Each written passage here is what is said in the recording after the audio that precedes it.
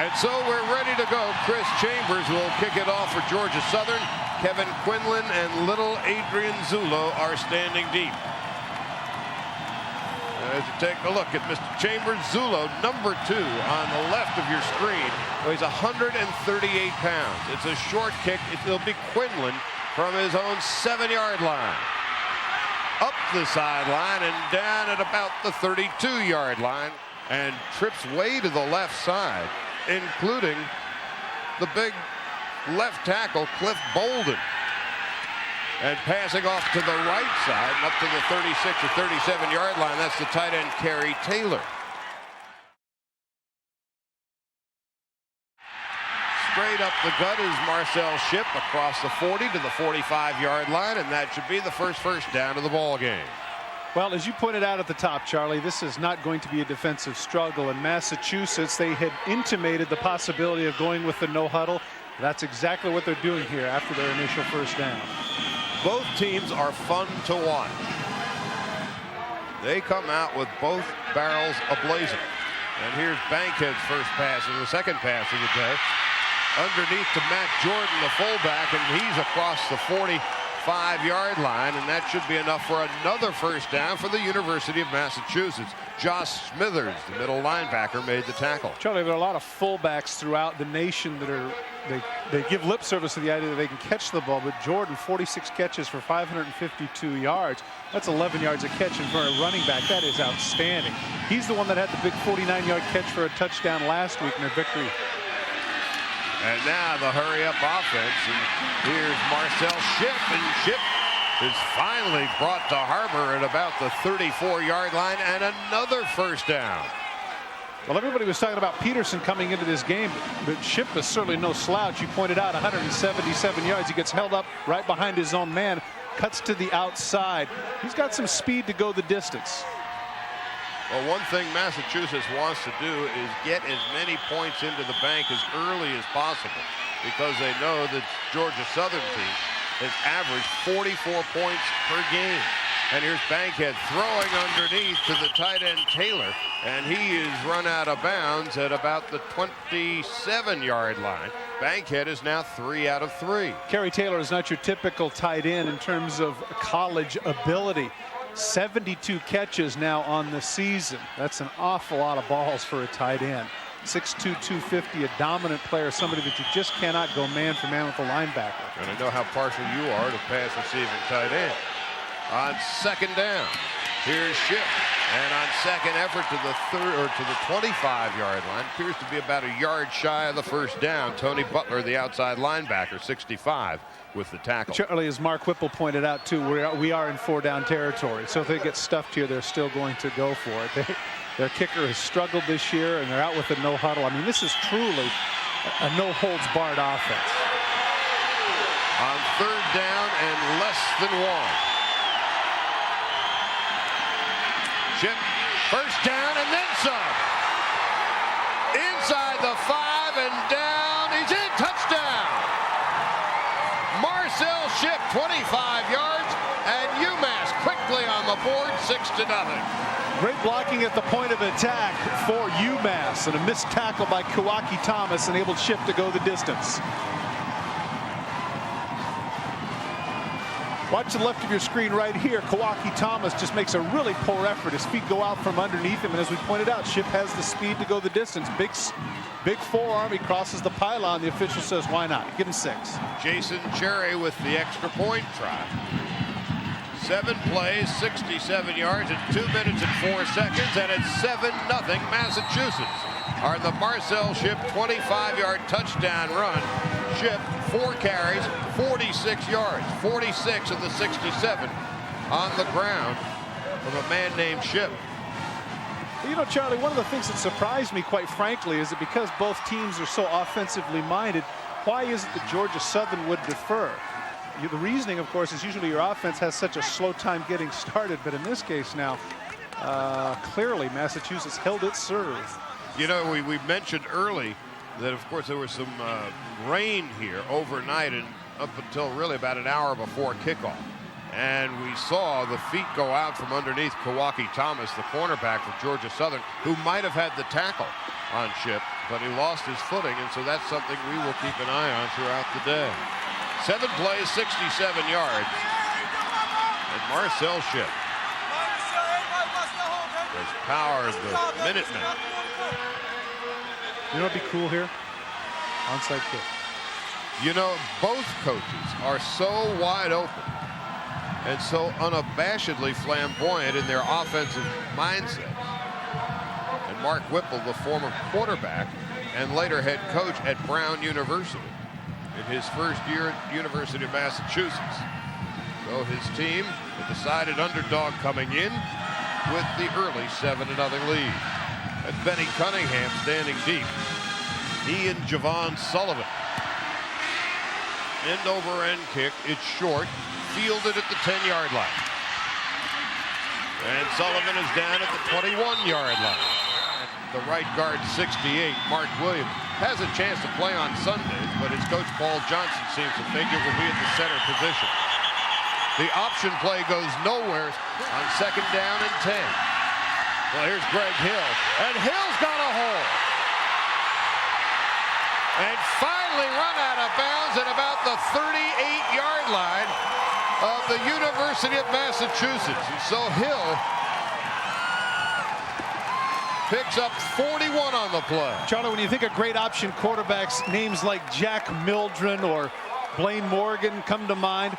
Hill cuts up, shows the speed, cuts to the outside. Don't forget, Charlie, this is a guy that scored 22 touchdowns now. I mean, he is, as Mark Whipple pointed out to us, he's a tailback playing quarterback. As a starter, he has led the Eagles to a 19-1 record. The handoff is to Adrian Peterson. And so Peterson doesn't get much on the play. The outside linebacker, Matt Dawson, made the tackle. Well, they want to get Peterson going, obviously, but if the concentration is going to be to stop Peterson, which it appears to be early on with the front 7, then Hill is going to have a number of great opportunities on the flanks. Peterson gained 3 on the play. Adrian has rushed for at least 100 yards in every game this season.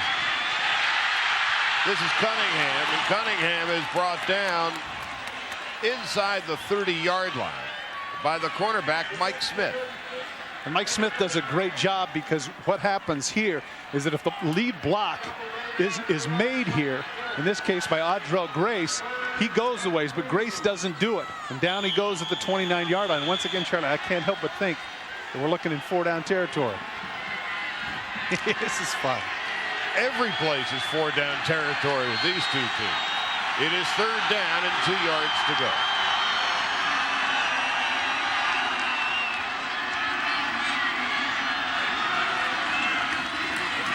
They give it to Peterson. And there's a fumble, and UMass has the football. Charlie, you could see at the handoff. You could see at the handoff he was just a little bit uncertain as to whether or not to pull it out. Hill just can't quite decide. Watch right here. Look at the indecision. It looks like he might pull it out, and then suddenly he doesn't. And right there, that's where the ball falls out. Peterson never had it. And the recovery for the Minutemen, a big turnover. 98, Aaron Parker with the fumble recovery. And so UMass, the underdog with the early lead and the recipient of the first turnover of the game. Here's Bankhead. Throwing long over the middle, incomplete, intended for little Adrian Zullo, the 5'7", 138-pound freshman wide receiver from Pompano Beach, Florida. When you have an option offense, oftentimes it is difficult to make those decisions. Look at that. You can see right there, he never has the ball. It's on his hip. Price does a nice job of getting in there, forcing Peterson not to get a second chance to recover the ball. And as a result, Massachusetts in a good situation here, up 7-zip. 2nd down and 10 yards to go.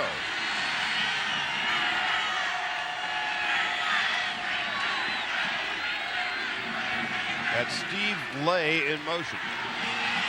And Ship in motion right up the middle. And he picks up about 7 on the play. So Marcel Ship has come out, and he has made an impact early. Charlie, this is a big 3rd down, too, simply because of the fact that if they can get the 1st down, then the momentum stays with them. Otherwise, Georgia Southern with a 3-and-out against a high-potent offense would feel a lot better about themselves and that fumble. 5 carries, 53 yards for Ship. the sophomore from New Jersey. Bankhead to throw for it. Quickly over the middle. Does he have enough? Looks like Matt Jordan's going to be very close to the first down, maybe a shade shy. It will depend on where they mark the football. They really trust that young man's hands. That's a first down. Well, they got the first down, got the favorable mark at the 39-yard line. Once again, interesting enough, Charlie, they went with the no huddle, forcing Georgia Southern to keep the people on the field. They can't make any situational substitutions. That's a problem right now for the Eagles. We really haven't seen a huddle as yet. Here's Ship. And he gets maybe 3 on the play. We were led to believe just before game time that the University of Massachusetts would be playing a high-tempo offense, even higher tempo than usual, when they informed the referees that, hey, we're going to come out with a lot of no huddle, so you guys be prepared. Then and only then were we made aware that we may be into this high-octane offense, even higher octane than usual. On 2nd down and 7, they have to get to the 49, their own 49. Ball is tipped in the air. Incomplete. It'll be 3rd down. Little pressure that time. Davis is able to get to the quarterback. We got a man down, Charlie. An injured Minuteman. Can't see as yet who it is. 78, the left tackle, Cliff Bolden, junior from Shirley, Massachusetts. Starting left tackle, 6'4", 285. Good pressure on the part of Georgia Southern coming up the middle. That would be costly because Bolden is having to deal with Davis, their star player. There's the tip pass. Everybody's supposed to yell, Peter, Peter, Peter, just in case the ball, somebody's within the vicinity, but nobody is there, and Bolden seems to be in a lot of pain. It appeared to be the guy who tipped the ball was the guy who was being blocked at the line of scrimmage by Bolden. And 94 is Eric Davis, who has started every game for Georgia Southern in each of the past 2 years. And boy, has he put up some numbers. You mentioned the 14 sacks, 25 tackles for loss, and 4 forced fumbles. 94 is a player. Well, here's a good sign. Bolden is up, and he's walking himself off, and looks like he's going to be okay.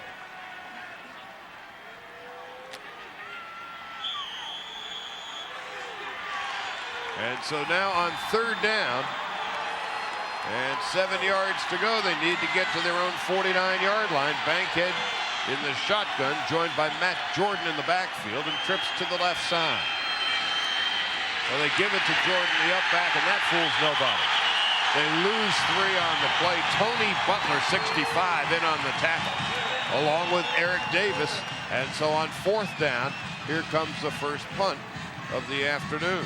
Georgia Southern did an excellent job of guessing right in terms of the gap blitzes. They came with both backers in the seams, and Jordan had no place to go. Corey Joyner stands deep back at his own 20-yard line, awaiting the punt from Andrew McClay, who's averaged 42.8 yards per punt. This is a good one. Sending Joyner all the way back to the 10-yard line and brought down at the 10-yard line. Dan Healy's the man pursued down. Great job. It's so much harder now, Charlie, because of that 2-yard halo that they have in college football. Healy does a great job of timing it up just right, putting Georgia Southern in terrible field position. A 45-yard punt, -3 on the return. We're talking about this little halo. Now more confidence for returners now because of the fact that they know that they're protected. But in Joyner's case, the timing is just right. Take a look at that. Catch, hit. Well, that's a great job. On 1st and 10 at the 13-yard line. Oh, here comes UMass and a touchdown! Holy Ai! This is not what Georgia Southern had in mind. Georgia Southern 14-0 coming into the season, or coming into the game. The heavy favorite to win it, now down 13-0. Man, oh man. Take a look at Hill, basic play. Here he comes out.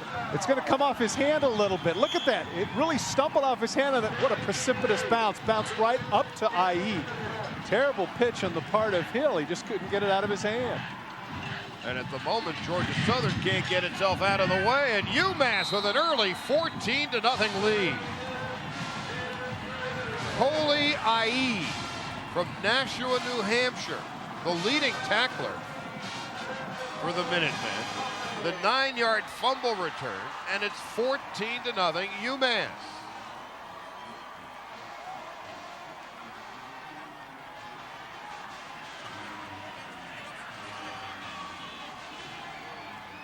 Well, this is, Charlie, my guess is that anybody that knows anything about 1AA football wouldn't have imagined with 8:29 remaining in the first quarter, they would have thought, well, okay, GSU up 14 maybe, but not UMass.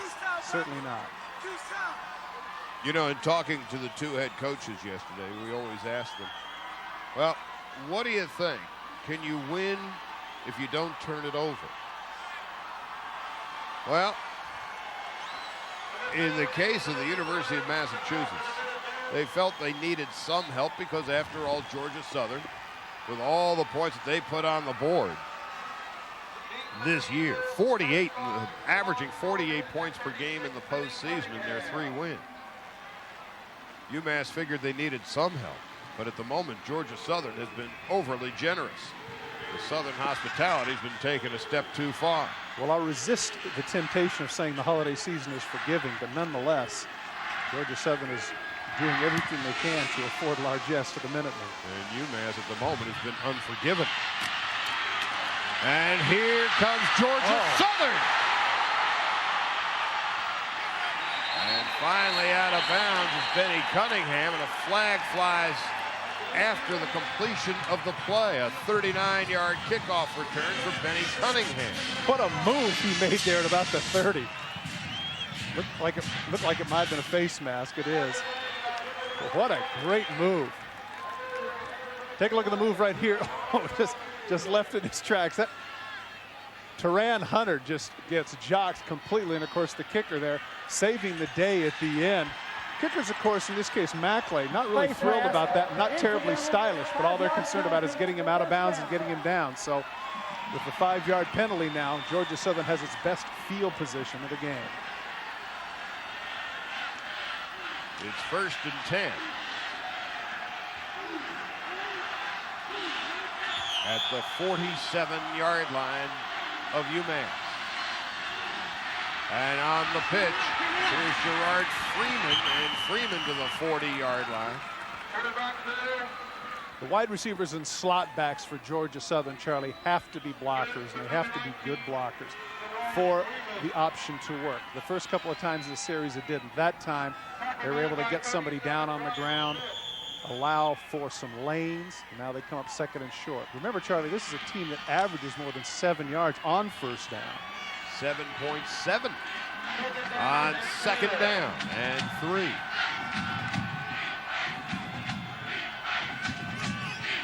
Hill calling an audible. He's going to take it himself, and here's Hill down the sideline. Hill's going to take it in.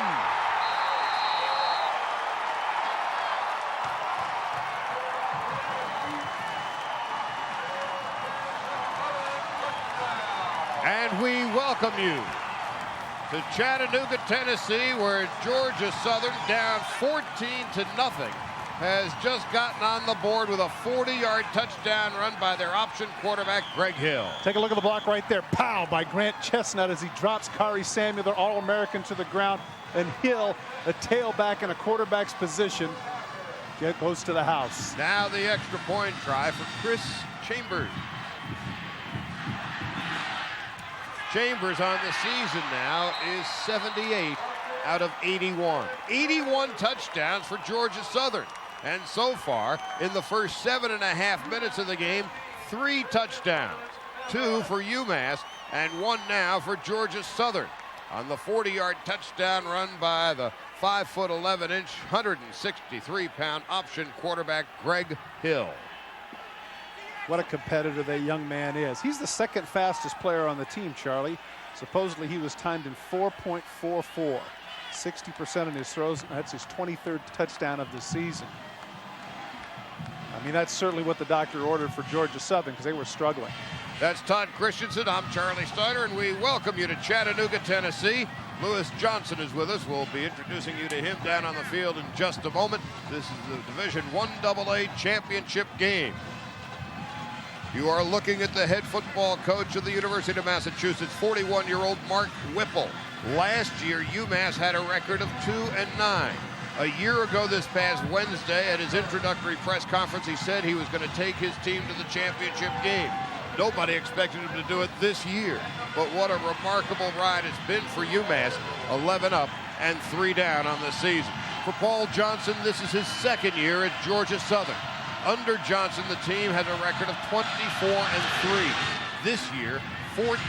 And between these two teams, they have averaged 77 points per game. So if offense is the name of the game on this day, it's in a witness protection program somewhere. On the kick return, the ball is down. UMass will maintain possession, 1st and 10 at their own 18-yard line. And Charlie, if momentum like a lady is fickle, you'd certainly have to say that things have changed. 14-0, everything going the Minutemen way, and suddenly after the 40-yard touchdown run and stuffing the runner inside the 20, Georgia Southern starting to feel a little bit better about themselves. The next huddle that UMass has in this game will be their first. They've been playing hurry-up offense through their first 2 possessions, and it's paid off for them handsomely, scoring 2 touchdowns each of the first 2 times. Here's Bankhead's pass to Marcel Shipp, and Shipp has some room. Shipp is now finally brought down at the 40-yard line. Marcel Shipp, the tailback, on the ground is averaging almost 6 yards per carry, or 177 yards per game. This is a good call by Mark Whipple because they're able to catch Georgia Southern in a blitz.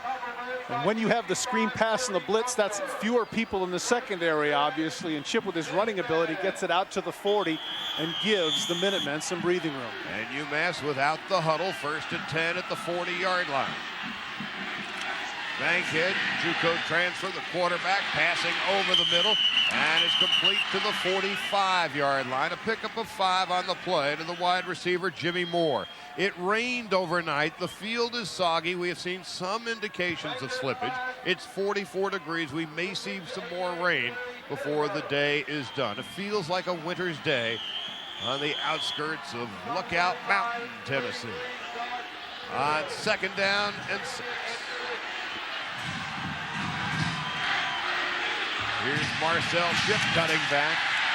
And the Shipp is across the 45 to the 46, about 4 yards shy of the first down. Benji Harris, the defensive left end, made the tackle. Charlie, you mentioned the weather. It really has already had an effect on the game. Remember, on Shipp's touchdown run, Kawaki Thomas, who was sitting in the hole and could have made the tackle, slipped and fell and enabled Shipp to go the distance. And I can't help but think that it must have been a wet ball on that pitch by Hill that IE took in, because it went out of his hands about 1.5 yards and bounced up. So even though things appear to be not that problematic, still there's enough slickness on the field to cause some issues. It was a heavy, steady, drenching rain through the night that ended just before kickoff. Bankhead's pass is incomplete, intended for the tight end, Kerry Taylor. Now I want to introduce you to our 3rd man, Lewis Johnson, down on the field. Lewis. Charlie, thanks. You guys have been talking about the field conditions down here. You know, overnight we did get a lot of rain up until about noon today, but underneath this field, this is a prescription athletic field. There is a drainage system that can handle about 10 inches of rain an hour. Well, your speculations are right. It is a little slippery. It's not very wet. These are some divots I found at the beginning of the game after warm-ups, but players are having a bit of a problem with this field. Nice punt by Andrew McClay that will bounce inside the 5-yard line and down at the 1-yard line. Well, 97 yards in front of the Georgia Southern offense there. And right up the gut is Adrian Peterson. And another fumble, and UMass has the ball again.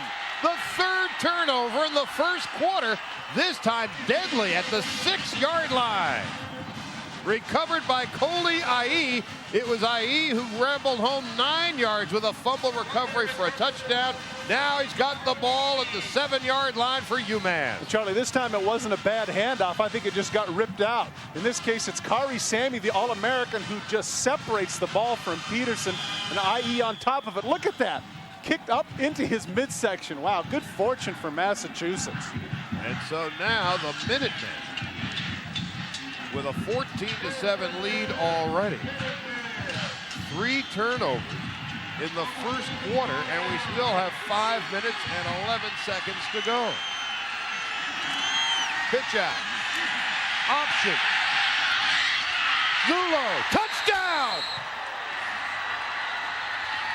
Jamie Houston, or Holston, the backup fullback, with the pass, and Zulo, the freshman wide receiver who weighs about 138 pounds, with the touchdown, and it's 20-7. Is it just me, or is this a little bit strange? On the 7-yard line, you go with a fullback option pass? I mean, this is bizarre. But as they say, you can't fight effectiveness, and it's a touchdown for Massachusetts. Wow. And now the extra point for Jason Cherry. 21-7. Last year, Zulo won the National High School 100-meter championship running a 10.43. And as his head coach, Mark Whipple, was saying the other day, he's just a football player. He's not a very big one, but he's a football player. He comes out, he plays hard, and you saw the fine catch that he made. Here's Benny Cunningham dropping it at the 8, picking it up at the 10, and down at about the 25-yard line. So Georgia Southern, after the touchdown reception by Adrian Zulo, now trailing by 14 points. Take the hat off, say hi. Charlie, I've noticed that on the sidelines, after every time this has occurred, Paul Johnson, the head coach, has been upbeat. He waves the people off and said, don't panic, there's a long way to go in this game. He pointed out to us in our meeting that they've been behind before, but certainly at this point, I don't think, Charlie, they've had the kind of adversity they're dealing with right now. They have averaged in the 3 postseason games 48 points per game. And now here's Hill keeping it. And he gets only about 2 yards on the play. Now downstairs to Lewis Johnson. Hey guys, down here on the sideline, Peterson was just sick. You know, coaches and players were trying to come over and get him to refocus and encourage him. And offensive guard Mark Williams, the bus, as everyone knows him as, the man who Peterson follows up in those gaps, spent a long time talking with him, trying to get him to calm down and play his type of football. Adrian Peterson, a redshirt freshman. His brother, Michael, was the outside linebacker at Florida. And here's Hill's first pass, long over the middle, and it is great caught at the 40-yard line by Corey Joyner. Yesterday, head coach Paul Johnson was saying, we don't pass often, but when we do pass, we pass for a purpose and generally for a big play. And it was a big one, 31 yards. Well, obviously a team that runs the option is going to get a number of play-action fakes that are effective. White shirts come up, and Hill has plenty of time. But the catch is the thing. Take a look at Joyner. He goes up in the air, takes the collision, and able to come up with it. And now, Georgia Southern in the hurry-up. And there's movement on the line. UMass says it was created by the Eagles. The referee today is John Keys. It's an official group from the Big Sky Conference. Well, Aaron Parker was begging. He thought that the left guard had moved, but it's not going to go his way. Offside on the defense. Spot. Replay first down. Take a look at the left guard. If he moves around, he really didn't. Parker, it was just his imagination, and as a result, it's 5 yards against Massachusetts. On first down and 5. At the 36-yard line. Georgia Southern coming right back. Hill's going to keep it, and he'll pick up about. He fumbled the ball. Did UMass pick it up? Yes, they did.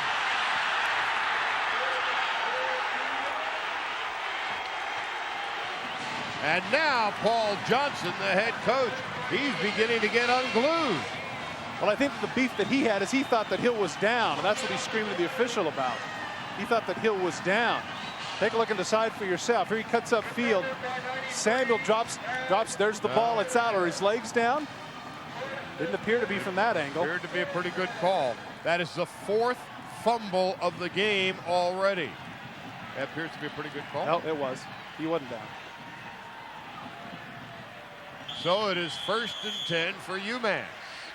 3 turnovers, 21 points. And here's Bankhead to throw. Sideline, and it's complete to Jimmy Moore, the transfer from SMU, and he picks up about 4 on the play. Well, one thing that Georgia Southern can say is that this is the one that the coaches always use, and that is, we're only stopping ourselves. Well, yes, you are. 4 fumbles and 1 touchdown is indicative of the fact that Georgia Southern giveth and taketh away. I mean, that's just, it's not good for the blue and white sideline. And still plenty of time to go here in the first quarter. Marcel Ship, no, correction, that's Kevin Quinlan. And Quinlan across the 50 to about the 47-yard line. Quinlan, the freshman, a backup to Marcel Ship, picks up 16. And they don't lose much when they go to Quinlan against McNeese State when Ship was injured. Quinlan stepped in, had a big game, 28 carries for 147 yards. He is their kickoff returner, a very able runner. Quinlan from Somerville, Massachusetts.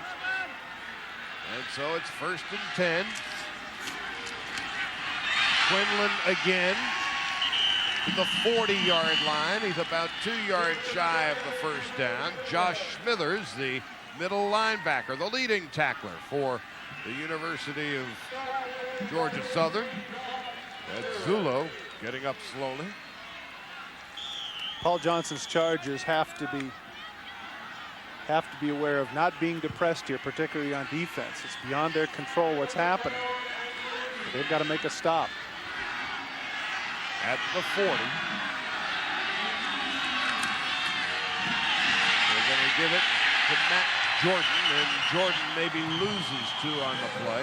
Met behind the line of scrimmage by Eric Davis, but that's not the least bit unusual, as Davis, coming into the game, had 24 tackles behind the line of scrimmage this season. Yeah, Davis is a player, and we asked the question as to whether or not he could play at the next level, and they said that he was kind of a tweener at 6'3", 260, whether he could play stand-up or maybe inside backer. But you know what? I've seen too many people that defy the odds. If you can play, then you'll get an opportunity. 3rd down, long 5. Bankhead throwing a screen for Jordan. He's got the first down inside the 35-yard line, brought down by Andre Rogers, a strong safety. Once again, the screen pass is effective. They did it with Ship earlier in the quarter for big yardage. This time they're just trying to get the first down, and Jordan at 5'11", 210 gets the job done. It's a lonely time for Andre Peterson, or Adrian Peterson, the running back for Georgia Southern. Couple of turnovers, and his team is already down by 14, and UMass is on the march again. And here's Matt Jordan. Jordan burrows his way to about the 27-yard line, a pickup of nearly 7 on the play. And now Massachusetts is doing something many people really didn't anticipate, and that is dominating at the line of scrimmage. The no huddle is certainly creating problems for Georgia Southern. They act as if they haven't seen it before. Total yards so far, 292 yards between these two clubs, 21-7. The turnovers have been killing Georgia Southern. The pass is complete to Jimmy Moore, knocked out of bounds inside the 15 for another first down, a pickup of 14 yards on the play. Jimmy Moore, the transfer from Auburn, came in, and I thought it was interesting that Mark Whipple conceded the fact that, you know what, we really didn't teach him anything. He knew how to run routes. He knew what he was doing. Goes to the corner route. Nice move there. Gets out of bounds at the 14. Excuse me, not Auburn. It was SMU. I apologize. 1A school did a great job down there, but decided that he wanted to get more balls, and he certainly has had that this year. Broke a record in his first and only year at UMass. 86 catches. And Ship inside the 10-yard line.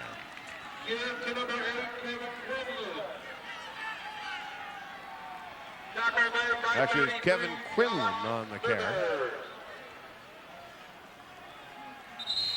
And time is running out on the first quarter. And for Georgia Southern and head coach Paul Johnson, this first quarter can't end fast enough. Too many people on that sideline second-guessing themselves. 4 turnovers on the other side of the field. Mark Whipple, his team leading by 2 touchdowns. Bankhead pitching it from the shotgun. Ball is tipped at the line of scrimmage by Benji Harris, 44. Well, they had Kerry Taylor, the tight end, in the flat and had him open.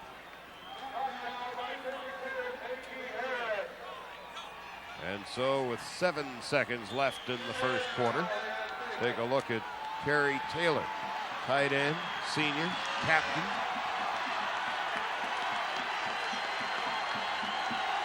Third down from the 10-yard line. They need to get to about the 4 for the first down. There's a timeout on the field called by UMass. And here comes UMass looking to put more points on the board. Quinlan is the back in the backfield with Bankhead. And Bankhead throwing sideline, and he completes it to Jimmy Moore to the 6-yard line, but he's about 2 yards shy of the first down. Here comes a field goal try for Jason Cherry. And he's got it from 22 yards. And to begin the second quarter, UMass expands its lead to 24-7. Cherry is by no means an automatic in his field goal kicking. His longest of the season is just 33 yards, and he's 4 out of 7 coming into the game, and now 5 out of 8.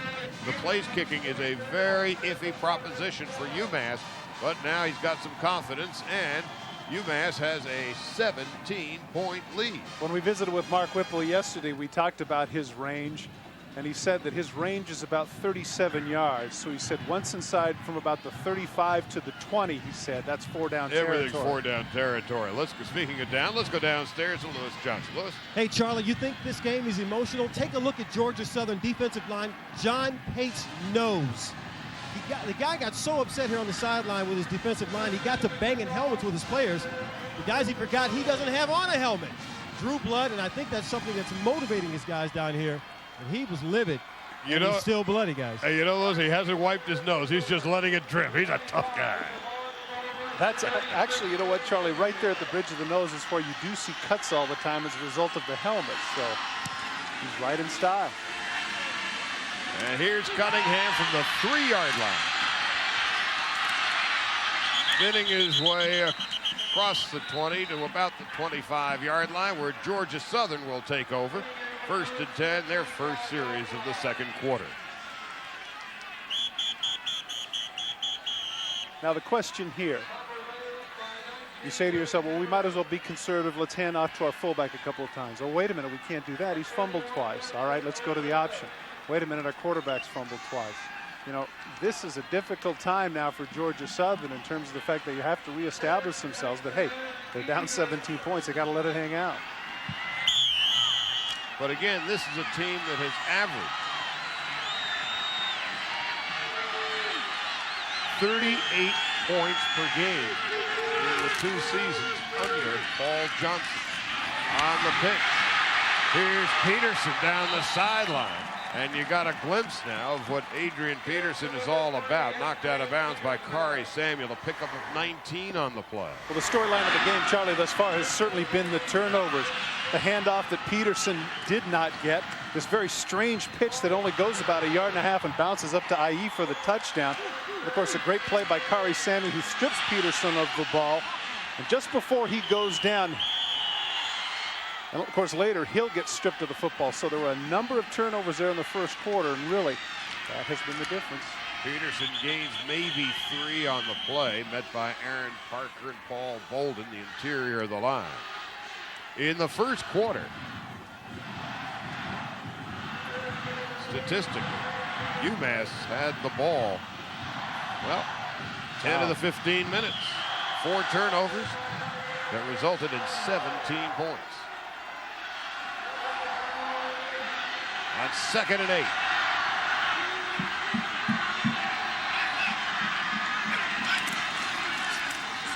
Hill. The ball is loose again. UMass has it again. And for the 3rd time today, Coley IE has picked it up. Charlie, I think that time IE got a piece of the pitch. It appeared that he got a piece of the pitch, and that's why the ball went the other direction. UMass is pulling all the right strings, and Don Brown, the defensive coordinator from Massachusetts, is looking brilliant. Take a look to the right of you. Take a look rather to the left of your screen, the pitch. Take a look and see if IE gets his hand in there. Right there he does. That's great anticipation. Did you say, you know what, if we had a player of the game up to this point, Charlie, I'd have to pick number 50. That is the 5th turnover by Georgia Southern.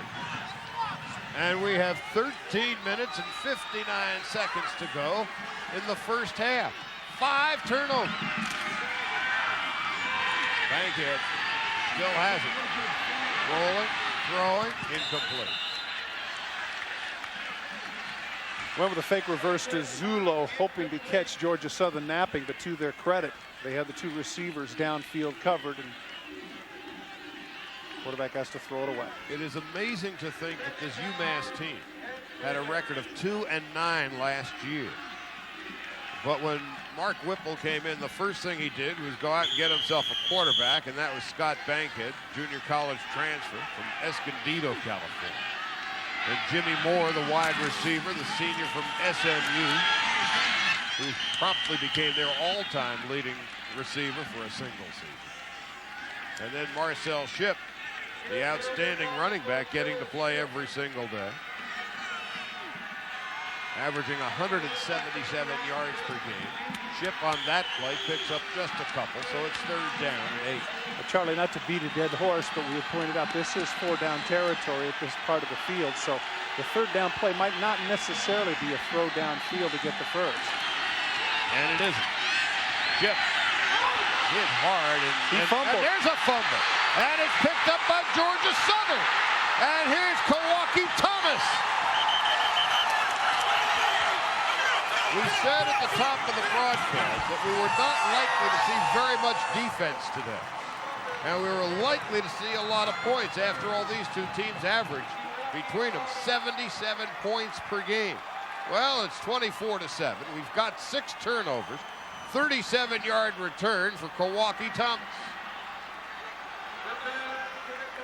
Take a look at the end of the play. Shipp battling for extra yardage right there. It goes just a little bit too far. He tried to change hands, and right on top of it, give Thomas credit, because a lot of times when the ball is just laying there, you assume the play is dead. Instead, Thomas pulls it out and starts to run. And the officials, whether they could have said down or not, have no choice but to say, hey, it's a fumble. Big turnover for Georgia Southern, and now Massachusetts calls timeout. 1st and 10. Georgia Southern, flag on the play. Peterson gets maybe a couple of yards. Has there been a faster serve than Roscoe Tanner's? Oh, in his day, he was the fastest, but oh, sure. Well, I'm just saying even now. Yeah, Sampras. Sampras would be one. Krajicek's got the big serve. Ivanisevic has the big serve. Filipousis. Brzezinski. Wow. No flag. They're going to pick it up. You know, one of the things the officials can get confused by the way Georgia Southern lines up, whether or not the guy's on the line or off. And you can see Mark Whipple wasn't very happy about it. He thought that it should have been a motion penalty too. Wow, that's... 5 out of 6 possessions have resulted in turnovers for Georgia Southern. On 2nd down. 9. Here's Hill. He's going to run it. And he's going to get himself a 1st down inside the 25-yard line to about 23. Notice, Charlie, one of the things that Georgia Southern is doing is that they have been altering their formations, going with some different situations. That time they have 3 wide receivers. Quarterback draw, and why not? When your 2nd best runner is the quarterback. He cuts in the middle of the field, gets the 1st down. 5'11", 165-pounder. That'll be a tough kid to play quarterback in an option offense, because you do get hit a lot. Especially, he's just 163 pounds. Hill has run it 7 times for 92 yards already today. He keeps it. 1st down inside the 10 and down at the 5-yard line. So already the quarterback, Hill, is over 100 yards in the ball game. Charlie, one of the things that we talked about is the fact that you can simulate as best you can another team's tendencies or their particular formation, but you cannot simulate the individuals. And in this case, Hill, as we pointed out earlier, with the 4.40 in the decision-making process, he's a difficult guy to catch. Already over 100 yards, I think, isn't he? 8 carries, 111. First and goal at the 5-yard line. Right up the middle, Peterson down to about the 3. Charlie, it's clear to me that Massachusetts has just decided coming into this game that anything off tackle or between the tackles just isn't going to happen. They have really mounted up against Peterson. I would say that in these next 3 plays, if indeed it takes him that much, that an option here, and Hill can probably get in the end zone fairly easily. Not much of a game. Second and goal. Hill, the pitch to Peterson. And he's brought down behind the line of scrimmage by Coley IE. Well, IE comes up big. What they tried to do there is they went with a 4-wide receiver set trying to spread some people out. But what that does is then you're going to have the blockers downfield. Nobody gets a piece of IE. And in fairness to Peterson, Hill pitched a little bit too early. Did not make anybody commit. Defensive coordinator Don Brown, who was with Mark Whipple at Brown. And he, for the most part, likes what he sees out of his defensive unit. 4 wides again, Charlie. And here's Hill looking to throw. Into the end zone. Touchdown to Corey Joyner. Last week against Western Illinois, the #1 defense in 1AA, Greg Hill responded with 4 touchdown passes. He'd never thrown more than 2 in a game until last week. And here's his first of the game, 24-13, and now the extra point try for Chris Chambers. Well, Charlie, if there's such a thing as a go-to guy receiver in an option offense, Joyner would certainly be the guy. Over 21 yards per catch for Joyner. That is his 35th catch of the season. And it's 24-14. So Georgia State, which has averaged 48 points per game in the postseason. Kevin Quinlan and Adrian Zullo are standing back at their own 5-yard line. High, very short. There's Healy. There's Healy, the ever-present special teamer, and he's out across the 35-yard line. First and 10 from the 35, quick toss. That's backwards. That was a lateral, and oh boy. And that's out at the 30-yard line. That was big trouble. I knew you'd appreciate that. 68 Jets versus Raiders. Charlie Smith. Yes, you're right about that. Take a look right here. There's his feet. Where does the ball end up? Clearly, well, from that angle, it's a little bit difficult, but obviously the officials saw it out at the 30, now second and about 16. And we're standing pretty much right over where that play was made. It was clear to be a pass behind it. Here's Chip. And Chip gets back to the original line of scrimmage and then maybe a yard or 2. It'll be 3rd and 8 on the tackle by Josh Smithers. Von Allen had him in the backfield, but to Chip's credit, he's able to break that tackle and have him set up with at least a possibly makeable 3rd and 9. Turnovers have been UMass's best friend in this game. Look at the field advantage that they have had. Here's Bankhead's toss on the run. Zulon's got it, but short of the first down. Well, Charlie, that's the disadvantage right there of being 138. Normally, if you're a 180 or 190-pound wide receiver, your inertia will carry you forward. But watch what happens when he makes the catch and gets hit. See, he's within about 1.5 yards of the first down if he can turn upfield, but instead, pow, he flies out of bounds and is nowhere near it. So Massachusetts ostensibly, and I do say that ostensibly, will have to punt. Zullo looked like a pinball after being hit by a flipper. He just went in the other direction. And so on 4th down, it is a fake, and it is a first down. Charlie, you knew that was coming close to midfield. Massachusetts needed to keep the momentum, and they did it. Matt Jordan, who is the up back on the play, gets it to the 50-yard line and the first down. One of the difficulties is you got to pay attention to personnel.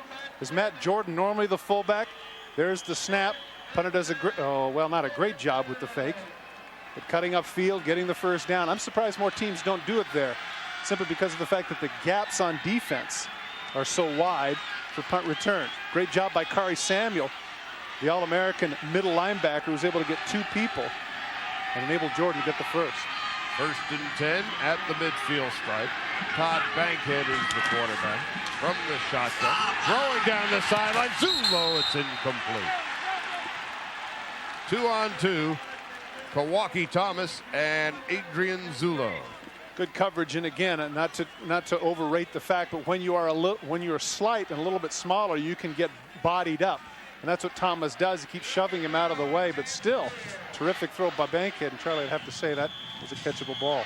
Todd Bankhead, 11 of 17, 88 yards here in the first half. Pitch out, and here's Ship. He's got himself the first down, still on his feet, and brought down at the 36-yard line. Benji Harris with the tackle, not before Ship picks up 14 more. Great runners have the ability to cut back against the grain, and that's exactly what Ship did. There's an injured player on the field. 11 carries, 88 yards for Ship. And there is a UMass Minuteman down at the 40. Zulo, it is Charlie. Zulo, yeah. Zulo had a banged up knee coming into the game, and he was limping earlier. And just like a scene out of Heaven Can Wait, he's back up. So that makes him who? Tom Jarrett? Very good, yes. Look at the move by Ship. There's the cutback by Ship. There at the end of the play. Ouch, you could see right there the knee in the back. That's what caused him to lose his win, but he's resilient. He'll be back. Here's Bankhead tossing, and he completes it to the 30-yard line to the tight end, Captain Kerry Taylor. It's about 3 yards short of the first down, second down, and 7 yards to go. Shows the toughness of Taylor that he actually gets hit from the blind side right in the midsection, and it's the other guy that goes backwards. Taylor 6'2", 248 pounds. He and Kari Samuel, the linebacker, two seniors, were immediately pointed captain by Mark Whipple upon his arrival. Flags fly at the line of scrimmage. No play. Right tackle move, Charlie. Mim Hill did a little bit of a flex, and that's the officials saw.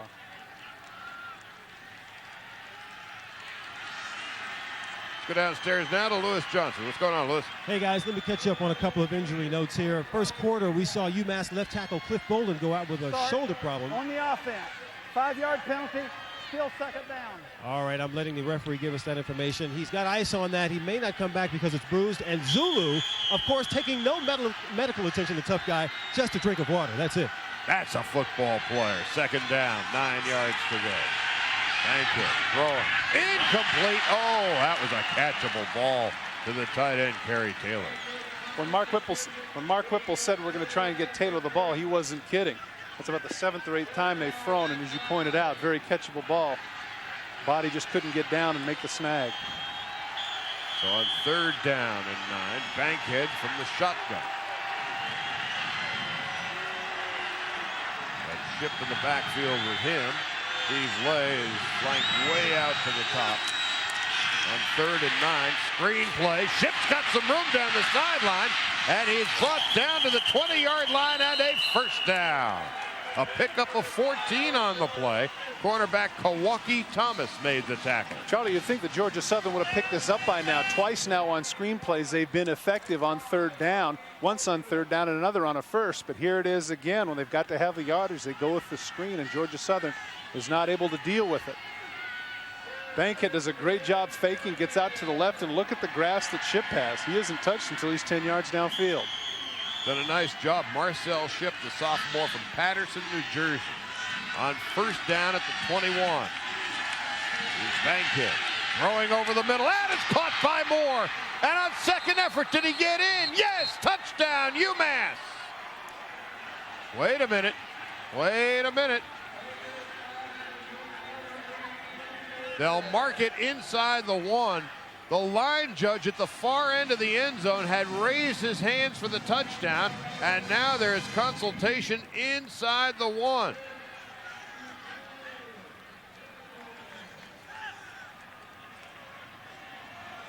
First and goal at the 1. The side judge, in fact. Mike Nelson had called the touchdown. He was waved off on the sneak.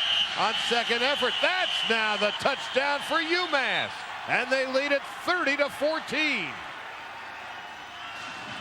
Charlie, at the snap of the ball, Andre Rogers, the cornerback, backpedals to about 15 yards. And that enables Thomas to get underneath. You can see he ends up making the tackle, and maybe that should have been a touchdown. But still, the point is, take a look. Take a look. There's nobody in the area, and that's a nice touch by Bankhead between 3 defenders.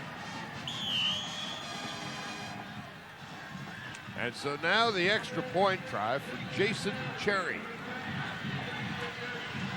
Moore is showing why he's so clutch.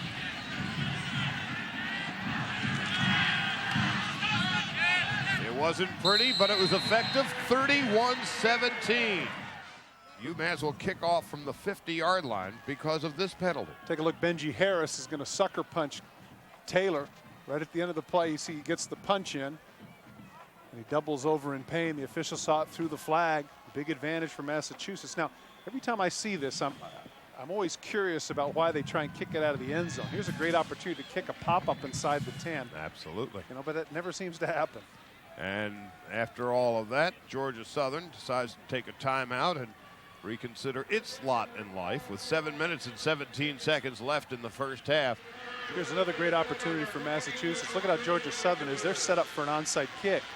I mean, if this kicker can put it in the corner, Mackley can put it in the corner someplace. It's a kick on the line drive back at the 5-yard line and brought down at about the 11-yard line. Andre Rogers, the cornerback, with the kick return, and it wasn't much of a return at all. And so that penalty really hurts Georgia Southern. Rogers would have been better off just to let the thing go and run through the end zone.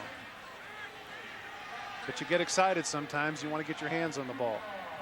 And you get a sense now that Georgia Southern, trailing by 17, and all those turnovers beginning now to become unglued a bit. That silly penalty on the point after, the low blow punch in the belly. And now here's Peterson.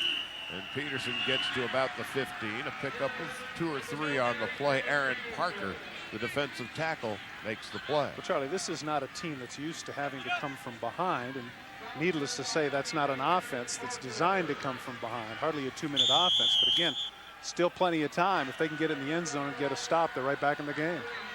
Diedrich Parham is flanked way out to the left side. Man coverage with Mike Smith. You see him at the top of your screen. Let's see if Hill's going to throw it. No, he's going to run it himself and get nothing at all.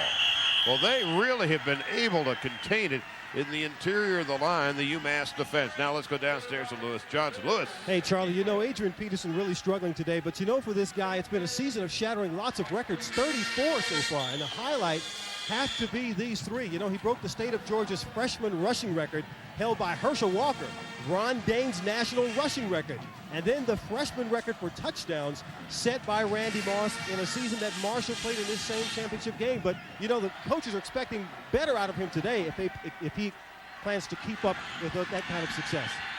Well, here's Ellis throwing on the run. It's intercepted. Gerard White down at the 25-yard line. The 6th turnover of the first half by Georgia Southern. Everything that could possibly go wrong for Georgia Southern certainly has. Take a look at the rollout. Kari Sammy, the All-American, gets just a piece of it. And White, as you pointed out, does a great job coming off his man to make a pick, setting him up at the 26-yard line. Another costly turnover for the Eagles. 8 Georgia South possessions. 6 of them have been turnovers. The other 2 touchdowns. Can only hang on to the football. Reverse. Zulo's got some room. Flag on the play. There's a touchdown, but will it come back?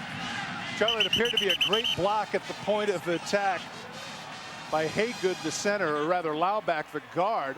But what ends up happening is that he holds on a little bit too much, and the result is holding, and it's going to come back. Well, you saw the blinding speed of little Adrian Zulo. Last year, the national high school 100-meter champion, running a 10.4300. but 138 pounds, and when he saw the hole, he exploded through it. But the holding penalty brings it back. Should point out that we've been saying 138. The 160 that you see listed there is very generous. Coach Whipple himself is the one that told us that, but he was 158. 138 rather. It's all right, I haven't seen 160 since 8th grade either. On first down. Now, and 6 yards to go. Here's Ship, and he gets maybe 4 of those 6. Years ago when I played Charlie, they used to have these signs up. Little number 21, who you remember, Cliff Branch, and the line that said, "With speed kills." Well, even 138 pounds, if you can pick him up and lay him down like that, that's tough for a defense when you got a guy that can run like that. It's second down and about a long 3. They have to get to about the 16 for the first down. And here's Marcel Ship. He's at the 16. He's at the 12-yard line. Another first down. A pickup of 7 on the play. Ship with a nice 360 cuts back against the grain and gets the first down. I think one of the unsung people here, and inevitably they are unsung, is the offensive linemen who are doing the job for Massachusetts. Bolden back in the game despite his shoulder injury, doing a good job. Wynn, Haygood, Lauback, and Hill are really pushing people off, and Ship's got to be pushing about 102, isn't he, Charlie? Doesn't carry, it's 91 yards. On first down and 10 at the 11. Here is Ship again, and inside the 5 and down at the 3. Josh Smithers gets him by the scruff of the neck and throws him down. We've been talking about Matt Jordan's ability to catch the ball, but he has done an outstanding job leading Ship as well. Smithers, 33, is the leading tackler on Georgia Southern. And now quickly to the line of scrimmage. The awkward eye. Here's Ship right up the gut. Touchdown, Massachusetts. 37-14. When you go into the end zone that easily, Charlie, that's dominance by the offensive line. You saw him laying on the back of the legs of Bolden. That means some blue shirts got pushed off the line, and they certainly did. Already here in the first half, UMass has scored more points against Georgia Southern than any team has all year in an entire game. And now the extra point try for Jason Cherry. 38-14. The most points Georgia Southern had given up in a game until this point in a game was 34. Now they've given up 38. More than 10,000 fans from Georgia Southern made their way up to Tennessee. 500 from UMass. There they are, and they're the ones at the moment who are making all the noise. There are as many people in the UMass band that are here than fans who made the trip down. And now their team is leading big. And Cunningham with the return, not quite to the 30-yard line. There's some happy folks from Amherst. They're going to call a penalty at the end of the play. Teron Hunter decided to take a cheap shot, number 20 for Massachusetts, and that's going to give Georgia Southern another 15 yards. Well, don't squander that big lead with silly penalties is what they're thinking on the UMass sideline. So they'll tack on 15 yards for the personal foul.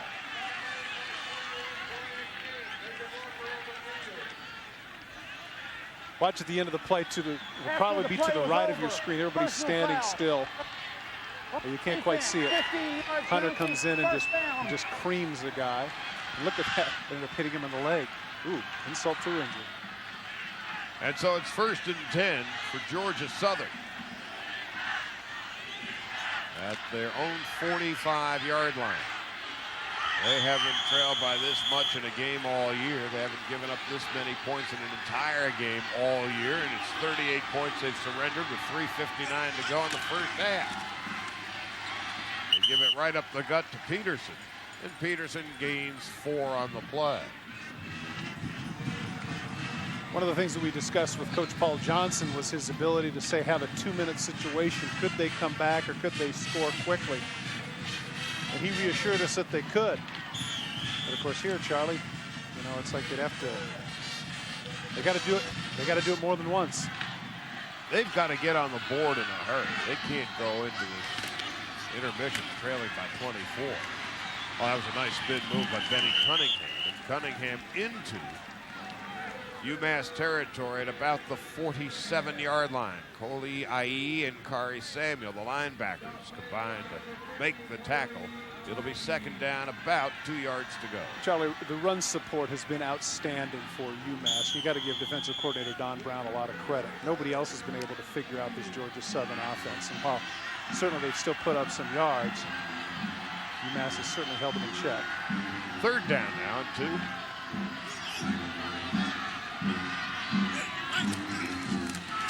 Peterson breaks a tackle, first down, then some, and brought down at the 31-yard line by Coley Ie, and that saved a touchdown, but 16 more yards in the hip pocket of Adrian Peterson. I think that's his longest run of the day, Charlie. Grant Chestnut, the offensive tackle, really wishes that he would have turned around and found Ie, because Peterson is in the secondary. Get a chance to see it right up the middle. Peterson is in the secondary, ready to go. You can see right there, he's standing there. Come on, who should I block? He turns around and goes, oh, too late. Ie makes the play from the backside. On first down, Hill's going to throw. Long toward the end zone. He overthrows his intended receiver, Dedrick Parham. I mean, he overthrew by 15 yards. Charlie, you and I have been afforded the opportunity to see some great quarterbacks this year and some passing offenses. When you concentrate almost solely on the running attack, it's very difficult to give ample measure to the other side of the ball. And that was discombobulated from the start. Parham is actually looking back for the quarterback before he's even downfield. Paul Johnson, in his second season at Georgia Southern, was an offensive coordinator at Navy and at Hawaii before that, where they employed the options with varying degrees of success. Here's Peterson. He's got some room down the sideline, still on his feet, and he is... That's a touchdown. In, touchdown! What a great block, Charlie, at the point of attack by Sherrard Freeman. He's the one that was able to free Peterson for the touchdown. The side judge fell on the seat of his pants attempting to make the call. Take a look at the lead block by number 19. Gets the man down. Boy, that is a great block.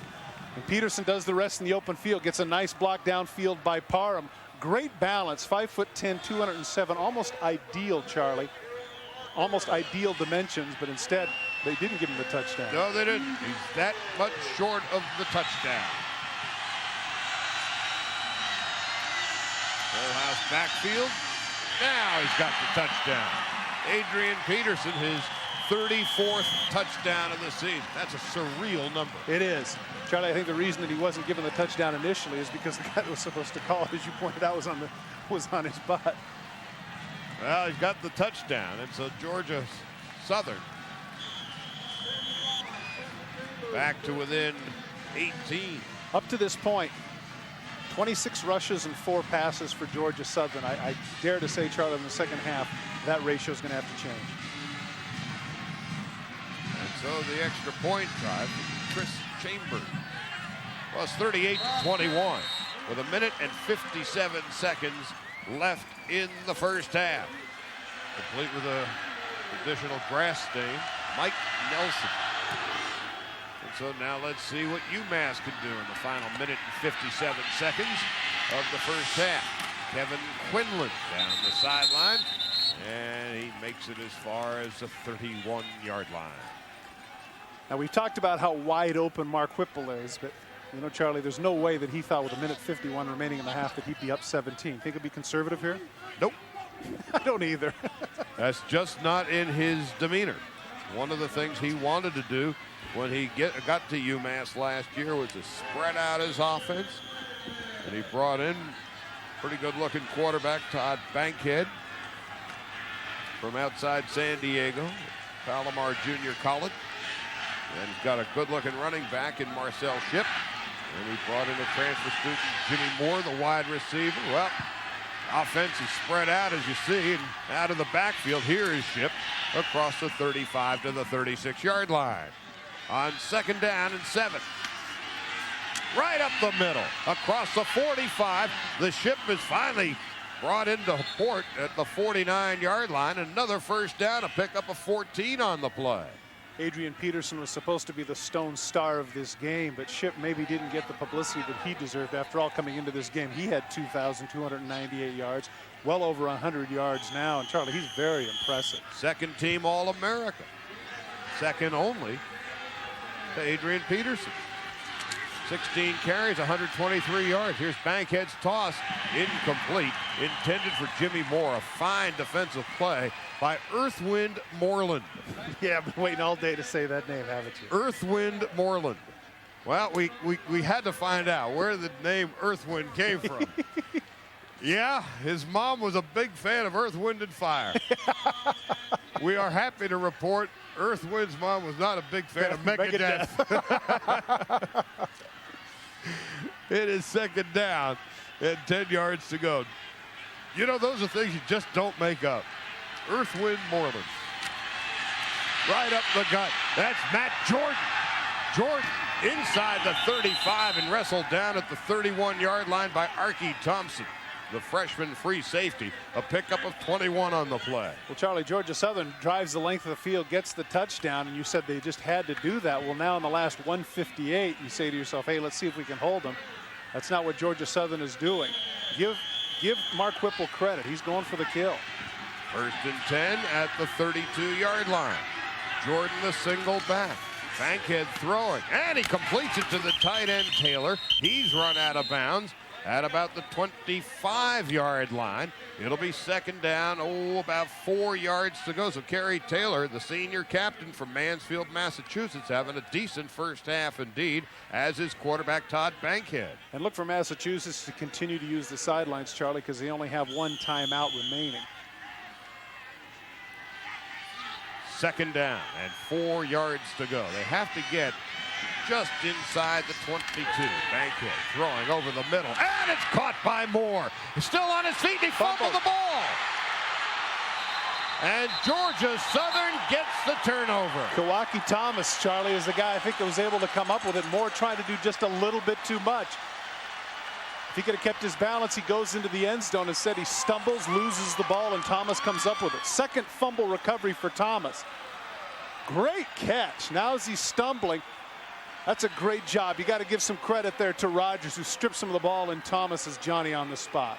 Now, how big a play is this? You have UMass seemingly on its way into the end zone for perhaps 44 or 45 first half points. Now instead, Georgia Southern has 38 seconds to go in the half, and if they can come back and get back into this game and go into the locker room trailing just by 10, here's a toss over the middle. There's Corey Joyner at the 32-yard line, and a first down. A pickup of 22 on the play. I got to tell you, Charlie, I'm really surprised at that. I thought Georgia Southern would have been content to run out the clock, but it really shows the confidence that Johnson has in Hill, who obviously isn't that big of a thrower. It's only his 5th throw of the day. On first down and 10 at the 32. 2 timeouts left for Georgia Southern. Here's Hill rolling, throwing, incomplete. Well underthrown and safely out of bounds, second and 10. Great opportunity right here, Charlie, for a quarterback draw. What UMass is doing is they're back in somewhat of a prevent, 6-7 people back, and they're rushing only 4.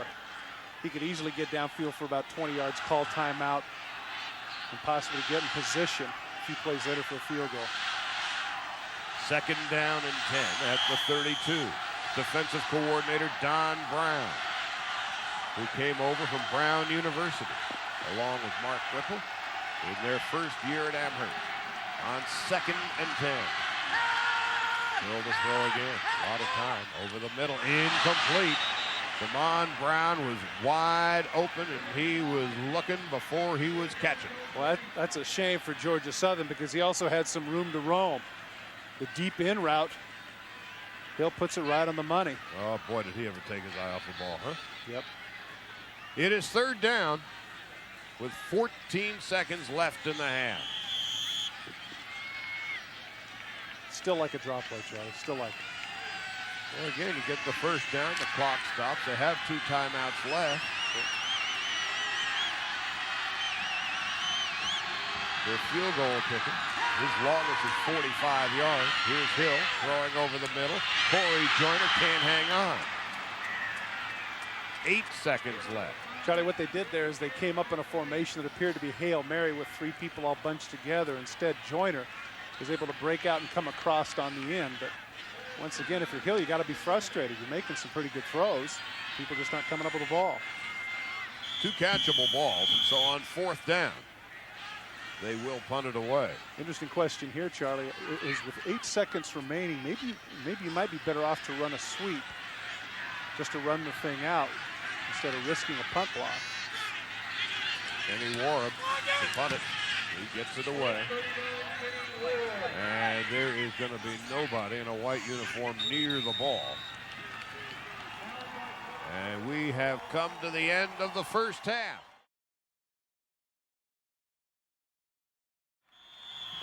And UMass to kick it off here in the second half. Georgia Southern won the toss and deferred, so now they're trailing by 17. They get the ball to begin the second half, and this is Benny Cunningham. And Cunningham is tripped up at the 22-yard line. Now let's go downstairs to Lewis Johnson. Find out what he found out at halftime. Well, guys, I talked to Paul Johnson, and I asked him if there was a problem with overconfidence in his team, and he said, no, the problem is self-destruction and those 6 turnovers. He said they've been down 17 points in the game and have made it back. That's what he's expecting. Now, Mark Whipple on the other side of the field, he said they missed linebacker Coley Ie last week out with an injury, but boy, are they feeling his dominance today. And he also said that they will have to play their best football all year in this last half to win the championship. All right, here comes the first play of the second half. Thank you, Lewis. Peterson with the carry. But when you look at things statistically, Charlie, obviously the thing that stands out there, of course, are those 6 turnovers. But something else that you wouldn't have taken into account is that UMass, in time of possession, more than 5 minutes ahead of the ground game of Georgia Southern. 6 of those turnovers in 10 possessions in the first half. And yet, Georgia Southern, which has averaged 48 points per game in their 3 playoff games to this point, still very much in it, although trailing by 17. Here's Hill. Little pitch to Peterson. And Peterson still on his feet. Peterson finally brought down at the 40-yard line. And that's a first down after a pickup of 17 by Adrian Peterson. The mark of a great back, Charlie, is the ability to take a collision like that and not go down.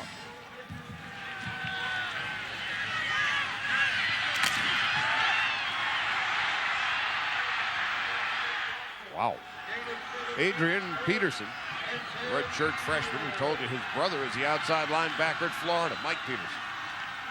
And Peterson again, this time gains about 3 on the play.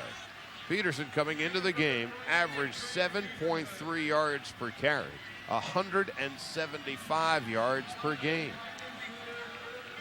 Well, he traded all those yards and touchdowns now for those 2 fumbles that he gave up, Charlie.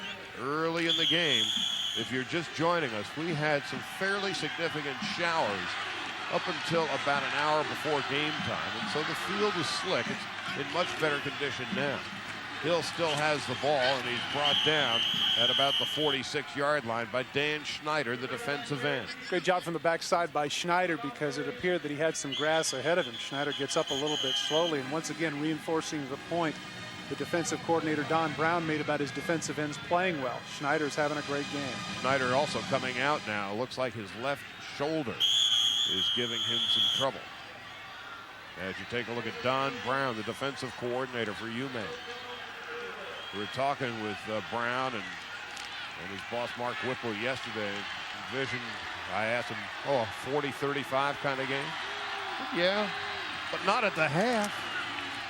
On 3rd down, Hill still got the ball. He's got the first down and finally wrestled out of bounds at about the 40-yard line of Georgia Southern. That's of University of Massachusetts. That's a first down. Pick up a 13. Here's Lewis Johnson downstairs. Hey, guys, something to chew on upstairs. You know, Adrian Peterson started the game with gloves on, coughed up the ball, had that fumble, And then we saw him go back in the game without gloves, and so far he hasn't had them on. I tried to find out if there was something with that, but who knows, maybe it's psychological, but that's something to think about as Peterson continues this game now without gloves on. Gloveless Adrian Peterson. That's a very good observation. On 1st and 10. Here's Peterson right up the middle, and he gains another 4 or 5 yards. Charlie, I remember last year in the big Ohio State-Michigan game, David Boston, their star wideout, started the game with gloves, dropped 2 passes, and suddenly they disappeared.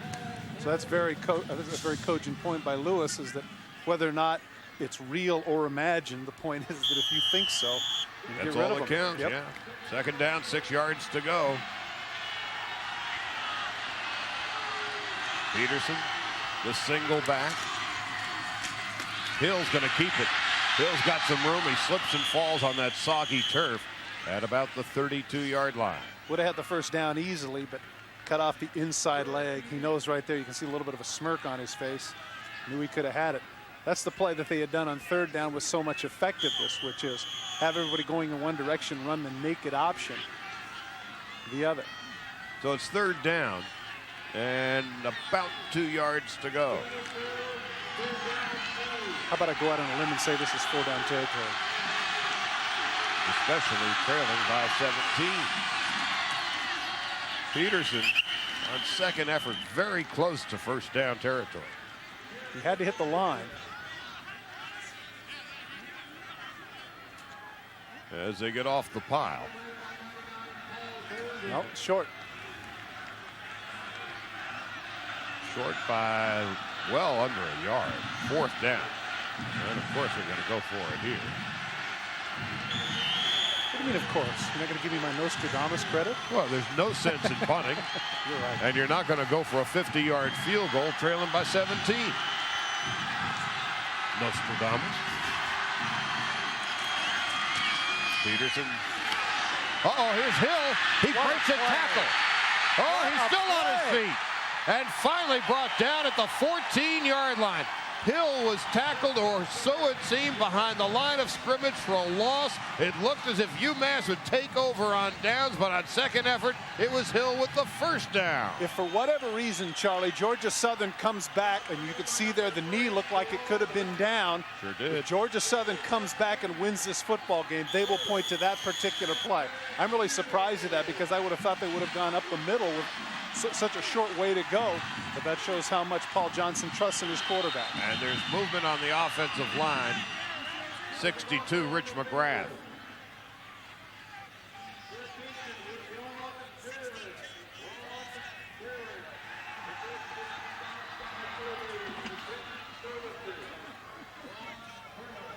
Before the snap, false start on the offense. 5-yard penalty, still 1st down. So the line of scrimmage is the 20. 1st down and 15.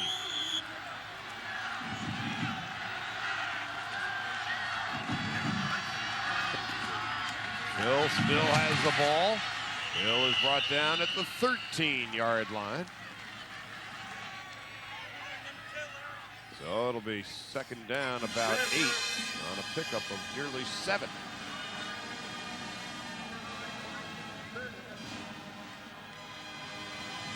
Ten minutes to go here in the 3rd quarter. 6 turnovers in the first half just killed Georgia Southern. And here's Hill again, this time inside the 10. Lance Overby, the free safety, made the tackle.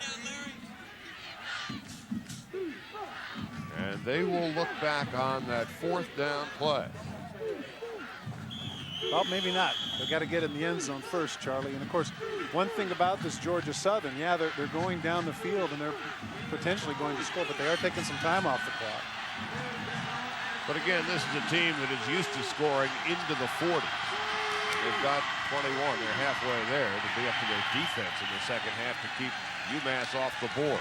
Here's Peterson inside the 5 and very close to the 1st down.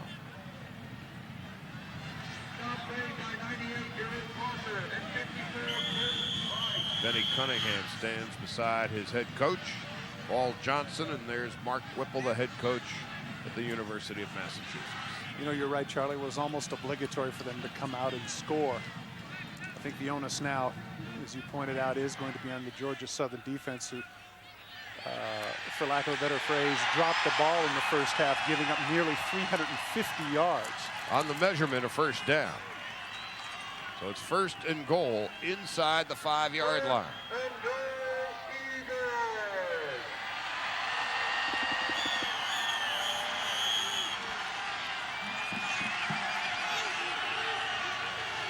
So from the 5, Peterson up the gut, touchdown, Georgia Southern. That is his 35th touchdown of the season. And we take a look back at what may well turn out to be a key turning point in this game in just a moment. On the 4th down play. Swinging gate, Charlie. Oh, but not for long. All right. The extra point try coming up for Chris Chambers, who is 80 out of 83 on the season. 13 plays, 78 yards, all of them on the ground. And the extra point is no good. Boy, oh boy. 38-27. 13 plays, 78 yards on the scoring drive. Quinlan from the 50. Up the sideline and down at about the 33-yard line. Charlie, if indeed that 4th down play, take a look at the knee of quarterback Greg Hill. That would appear right there that he is down. But to his credit, he bounces up, cuts back to the outside, breaks some tackles, and of course gets the 1st down. On the extra point, you pointed out that Chambers has been really good this year, kicking in the 80s, much to the right of your screen. Awfully close, but the official is right underneath it, and he says no good. And so now it is UMass's turn. Oh, the ball is up in the air, and I think Ship was able to bring it down. Charlie, when you have that short pitch like that, the quarterback has to take a little bit off it. Ship has his inertia going forward, and it hits him in the chest and bounces up, and Whipple is very happy that they retain possession. Take a look at the collision. Hits him in the face mask and the shoulder pads. Davis is in there, almost gets it, but Ship, to his credit, says, don't worry about running the ball. Let me just get it. So it is 2nd down and 13, a loss of 3 on the play. Ship and Jordan in the backfield now behind Bankhead. He's going to toss it. No, he's not. He's going to be down at the 20-yard line. And that was Vaughn Allen with the sack, his 9th of the season. Charlie, in the 25 passes attempted, I really didn't see anybody close to Bankhead up to this point. Now Allen gets a big sack. I think that coming into this game, that Georgia Southern felt like they could just rush forward and get away with it. Well, Allen gets a big sack, and it appears the momentum has a chance to shift here. That's the 1st sack of the game for either club. 3rd down and 20 yards to go. Even though Georgia Southern is trailing by 11, they've got momentum in their hip pocket. And here is Ship, and he's brought down at the 29-yard line. And it'll be 4th down. Brian Wilson, the Virginia Beach boy, makes the tackle. From Virginia Beach, Brian Wilson.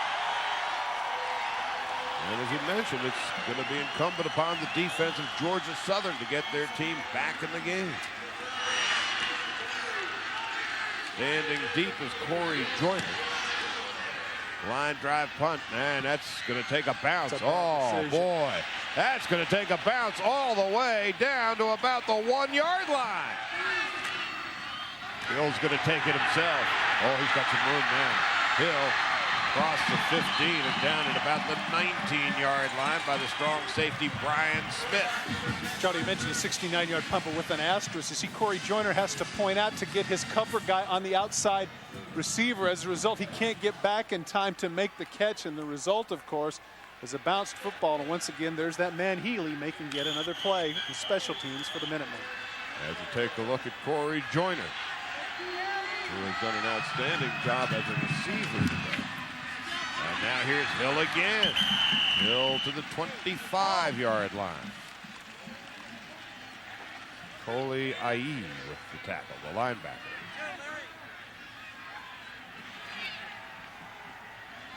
Crowd's a little bit quiet right now. I guess they're used to this, but if they continue to get these 7-yard chunks, Charlie, still plenty of time left in this football game. Hill with 18 carries this afternoon, 185 yards. Between Hill and Peterson. They've got some running game. Here's Peterson. Peterson across the 30 to about the 34-yard line, i.e. with the tackle again, and UMass is playing on its heels. One of the difficult things for UMass is what are you going to do? Are you going to flank or are you going to come up? Take a look at Williams. Kari Samuel decides to go with the Olay technique. It ends up being costly because Peterson is able to slip through the gap and get the extra yardage.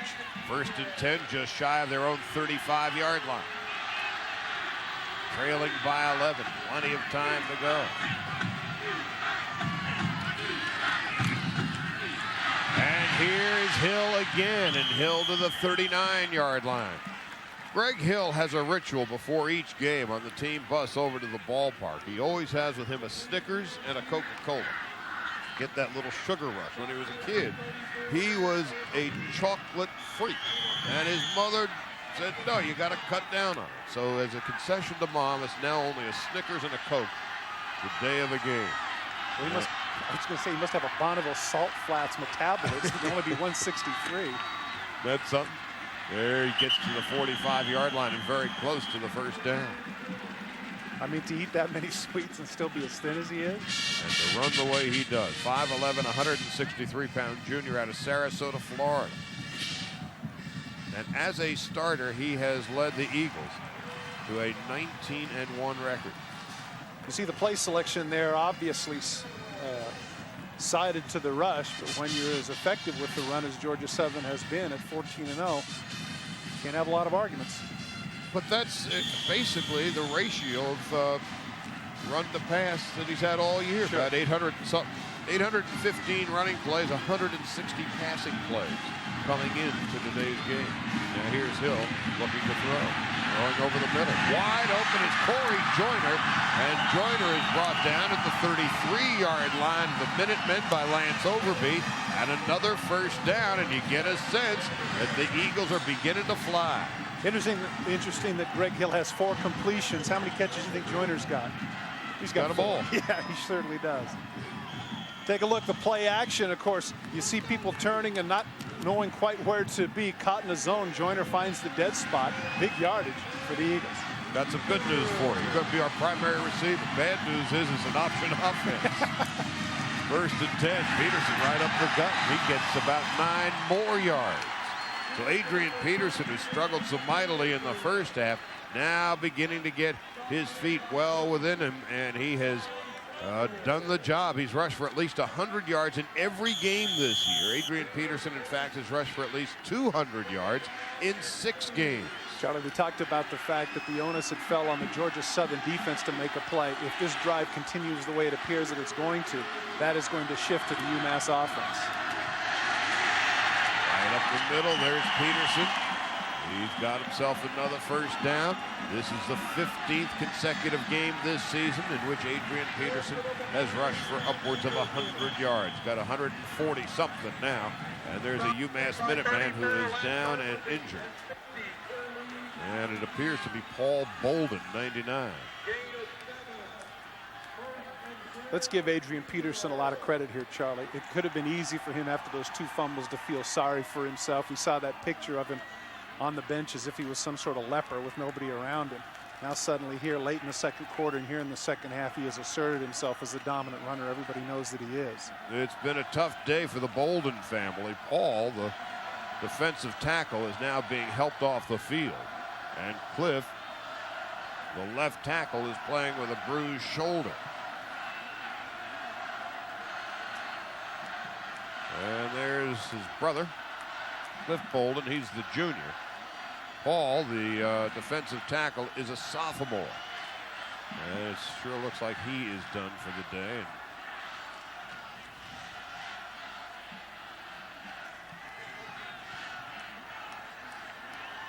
And in a good deal of discomfort.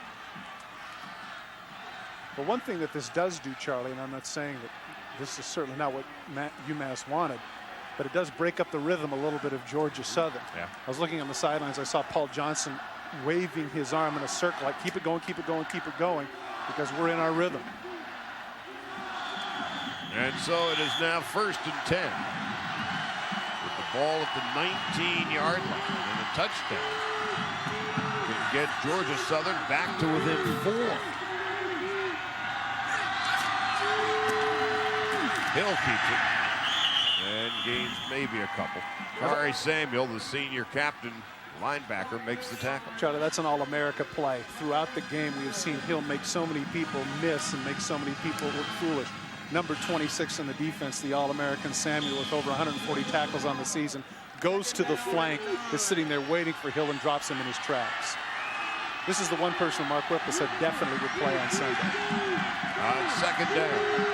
And about 8 yards to go. He's going to keep it. And Hill is finally brought down at about the 10-yard line, and it'll depend on where they mark the ball, very close to a 1st down. Charlie, I think he's going to be a little short, and I'll be interested in this call, if only because the last time they ran the option and were able to get away with it because of the drop knee. If maybe this time they're not going to say, hey, let's just plow straight ahead. It'll be 3rd and less than 1. Paul Johnson, who has led his Eagles to a 24-3 record in his 2 years. A brief look at Mark Whipple. And here's Peterson inside the 5, a 1st down.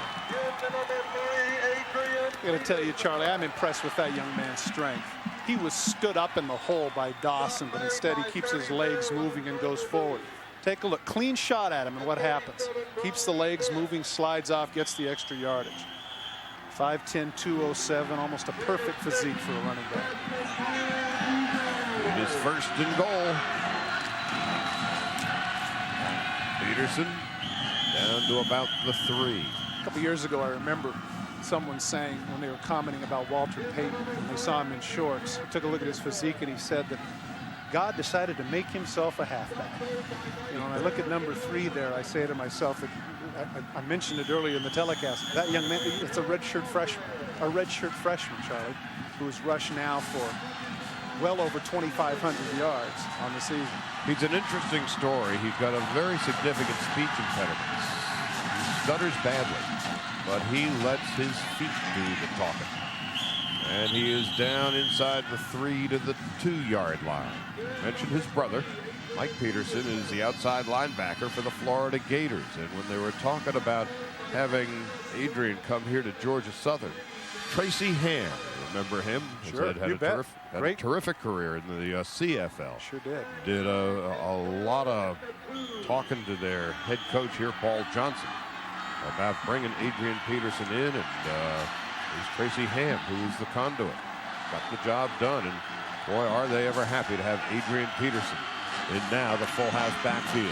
And Ellis is going to take it himself, or rather Hill, and he's going to make it in for the touchdown. Greg Hill. And so now Georgia Southern is within 5. Now the question is, do you go for 2 to get to within 3? Charlie, I don't think you do. And I say that only because you've got an entire quarter to go. If you go for 2 here and you miss it, then you put yourself in a position where the mathematics are you have to score a touchdown, you have to do this. Well, here's a bad extra point try, and they're going to not make it. 41 seconds to go in the 3rd quarter. Zulo and Quinlan are standing deep, awaiting the kickoff of Chris Chambers. Chambers missed an extra point, and then a botched 2-point conversion try.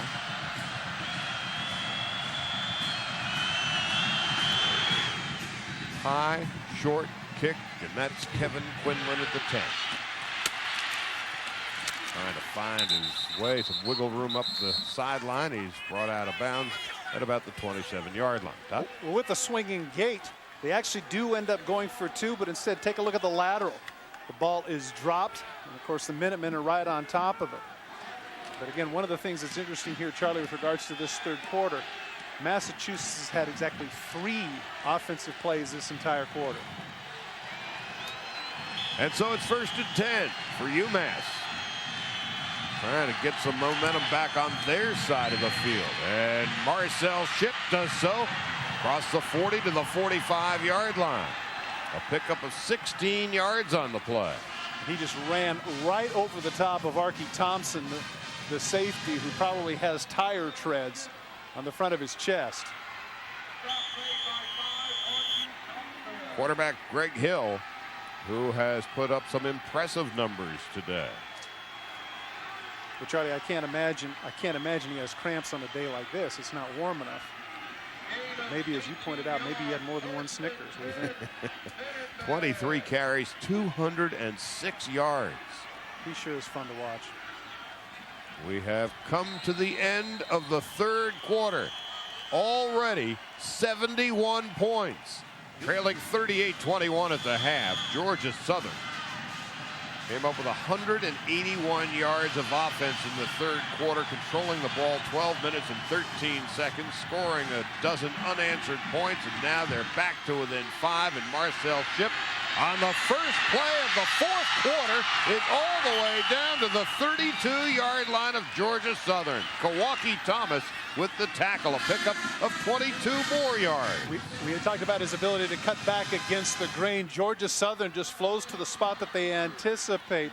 But Shipp, there you can see, makes the big cuts back again. Gets good blocking at the point of attack. 20 carries, 164 yards for the sophomore from Patterson, New Jersey. Marcel Shipp, 6 feet, 195 pounds. And here comes Shipp again. He's got some room down the sideline. And finally, he's brought down at the 5-yard line. Arky Thompson with the tackle. Another 28 yards. Well, this is not what Georgia Southern was hoping for. Down 5 points, having scored back-to-back touchdowns. They felt as if they could come out and maybe get a 3-and-out. Instead, Marcel Shipp has taken over. Cutting to the outside, as you said, Charlie, had a chance to go the distance. Nice stiff arm there, gets dragged down at about the 5. He is having a terrific game. Now 21 carries, 192 yards, and 2 touchdowns. We're seeing 2 exceptional running backs today. Quinlan now in the backfield as Shipp is on dry dock. Here's Quinlan. He busts a tackle and finally is brought down at about the 3-yard line. Now out downstairs to Lewis Johnson. Hey, Charlie, things getting busy down here. UMass defensive tackle Paul Bolden is out with the sprained right ankle. They tried to get him ready, but he won't make it back. But on the other side of the field, Georgia Southern quarterback Greg Hill suffering with those cramps. And now J.R. Revere, the backup quarterback, is warming up. Wow. That would be a big loss as Hill has been magnificent running the option today. Quinlan's second effort. Did he get in? Yes, touchdown, UMass. What a huge drive for the Minutemen, who were playing on their heels throughout the 3rd quarter. But they come on strong to begin the 4th quarter. 5 plays, 71 yards, and now the lead is 44-33. I mentioned that the onus had really fallen on the Massachusetts offense to come through. And certainly on that drive they did. All on the ground too, Charlie. 44-33. The extra point makes it 45-33. And the heavily favored Eagles are down by an even dozen. The kickoff is out of bounds, and so Georgia Southern gets a break, and they'll have excellent field position. 1st and 10 at the 35-yard line. And so the quarterback, Greg Hill, suffering with the cramps, is apparently okay, and he'll be coming out as he has a last-minute word with his head coach, Paul Johnson. So Georgia Southern squandered any number of opportunities in the first half, but they made the most of their 2 possessions in the second half. 45-33. 78 points have been scored already. And we still have practically the entire 4th quarter to play. From the 35-yard line, Peterson, the single setback. Of course, Ellis, he can run, and he will run. Ellis fumbles a football, and I think UMass has it. Yes, they do. The turnovers that just killed the Eagles in the first half, and now here in the second half, the 7th turnover of the game, and it couldn't have come at a worse time. Brian Smith with the fumble recovery. Right here, take a look as Hill cuts up field. Can't quite get a hold of it, but give credit, that was I.E. Charlie yet again with the strip. Take a look at number 50. Right there, gets the right hand in there and strips Hill of the ball. 7th turnover, amazing. If UMass could cash in a touchdown here, that just might be the killer. Georgia Southern, their high-powered offense. Whoa, look at that hole! Marcel Shipp to the 20-yard line. Finally brought down by Archie Thompson, saving the touchdown. Charlie, I was about to say that the Minutemen are going to get seasick here because they're going to ride that ship here with the 13 minutes remaining. Take a look as they bunch in. Just poor job in the gaps by the front 7 of Georgia Southern.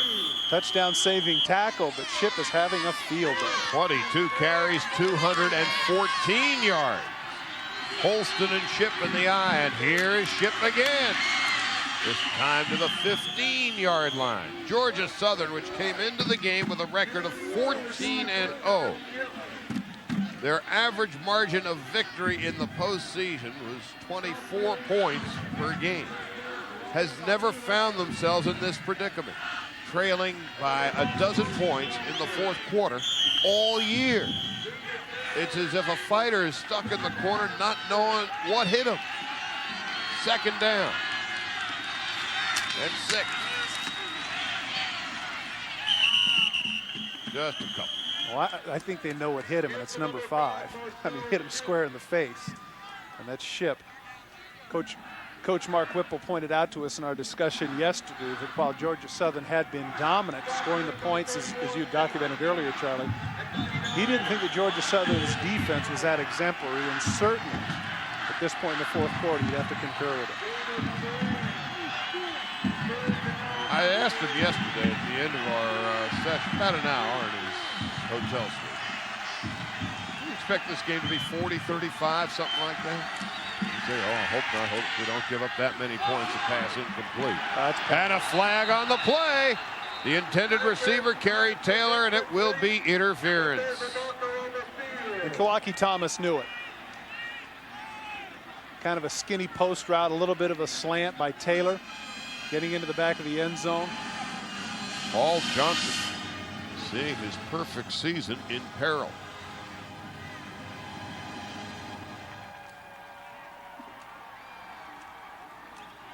You got the sense in spending time with the two teams yesterday, which team was supremely confident, and the other, while they were more than happy to be here, they thought they could win this thing. Pass interference on the defense. Spot foul, 1st down. But Georgia Southern, there was almost an expectation of victory in talking to their coaching staff yesterday. So now it's 1st and goal at the 3-yard line. Shipp and Holston now in the backfield. Shipp, touchdown, UMass. 51-33. Once again, Charlie, let's give credit where credit is due. Corey Mitchell, Mike Wynn, Yada Haygood, Tyler Lauback, Mim Hill, and Kerry Taylor. They're just pushing the Eagles out front there to enable that man, number 5, Shipp, to get his 200-plus yards. 26 carries, 223 yards, and 3 touchdowns for Marcel Shipp. And the extra point for Jason Cherry. 52-33. Well, Mark Whipple, in his first year at the University of Massachusetts, after 4 seasons as the head football coach at his alma mater at Brown, has turned a team that was 2-9 a year ago into a team that is poised to win its first 1AA college football championship. Now let's go downstairs to Lewis Johnson. Lewis. Hey, Charlie, you know, while the Minutemen try to win it down on the field, a national championship that is, the marching band has already taken care of business this year. They won the Lewis C. Sutler Trophy for Excellence. Now listen to this. These guys caught a charter flight at 3 a.m. this morning. They got here about 5, spent the night on a Florida gymnasium, practiced. This is the first time they've ever been on national television, so they are beyond excited, I guess. Congratulations to them, huh? I was going to say, they're really subtle about it, too. It is first down now at 10. They have plenty of reason to be happy. That is Dietrich Parham, and Parham has run out of bounds at the 35-yard line. A pickup of 13 on the play. Trailing by 19 points. Georgia Southern has 11 minutes and 35 seconds left and 3 timeouts. They have not been trailing in the fourth quarter like this all year long. Trips out to the left side, or actually right side, top of your screen. And that's Oral Grace coming back this way. Pass is overthrown, intended for Chevelle Simmons. Well, this is certainly going to test Hill's ability to throw the football, and he hasn't been put in this position, as you pointed out, Charlie, in a very long time, if ever. This is a team that does not pass a lot because it hasn't had to pass a lot. But why wouldn't they huddle here? Because the clock stopped anyway. Hill is just 5 of 11, 94 yards. That's Grace coming back this way again. Throwing. Corey Joyner. Joyner stays in bounds, tackled at the 45. Should be enough for a first down. Got a good block downfield by Parham, using a 6'4", 200-pound frame to provide a shield for Joyner. So they get the first down. The clock will stop momentarily. 11:18 left in the game.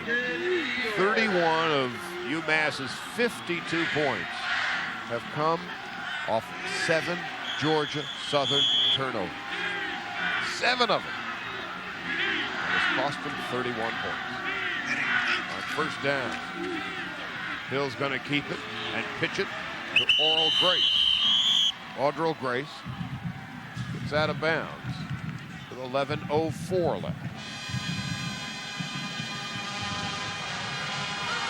And that is Paul Bolden, 99.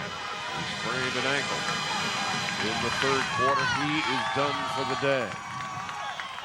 And of course, this is the last game of the year. The Division I AA championship is just 11 minutes and 4 seconds away. Hill's to throw. He steps up. Hill's going to run it. Hill to the 40. 35. Cutting out of bounds and run out of bounds at about the 29-yard line. A pickup of 22 on the play. A first down stops the clock with 10:54 to go. You got a quarterback that is that good of a runner, Charlie. He fades back and he's got all sorts of gaps in the secondary. If I'm Georgia Southern, maybe I think about going with the quarterback draw and just having him run the ball because he's spreading the people out so far. I mean, that's just as effective as his throwing the ball. Hill is rushed for over 200 yards today. Peterson over 100. First and 10. And not much of a gain on the play, maybe a couple.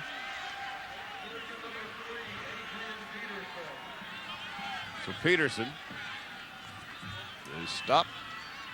And the clock continues to run. Can't run fast enough for that man. Mark Whipple, his first year at UMass. I will say, though, they're doing a good job of preserving the time. This drive has only lasted about a minute so far.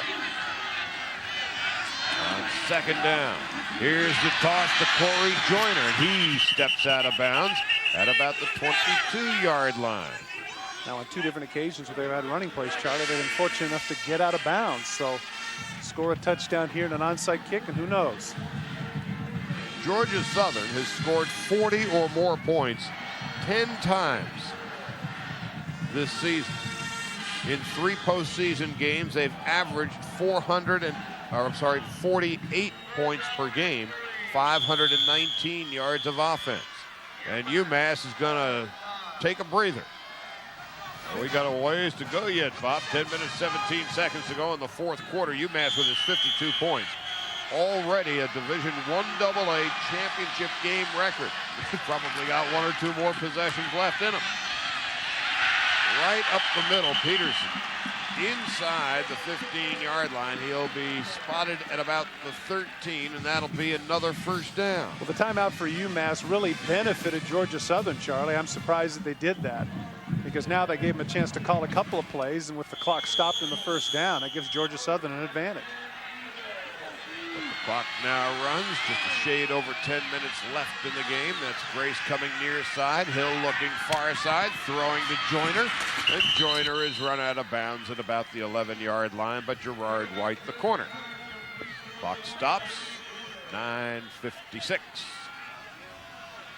Here's the dilemma now for Paul Johnson on offense. Do you throw into the end zone and put yourself in a situation where you have 8 or 9 yards to go, or do you do what got you here, which is run the ball and take off a little time? Second down, and the clock will start up again with the snap. Here's Hill, he trips and falls at the 15-yard line. He loses about 4 on the play. Well, his feet just came out from under him.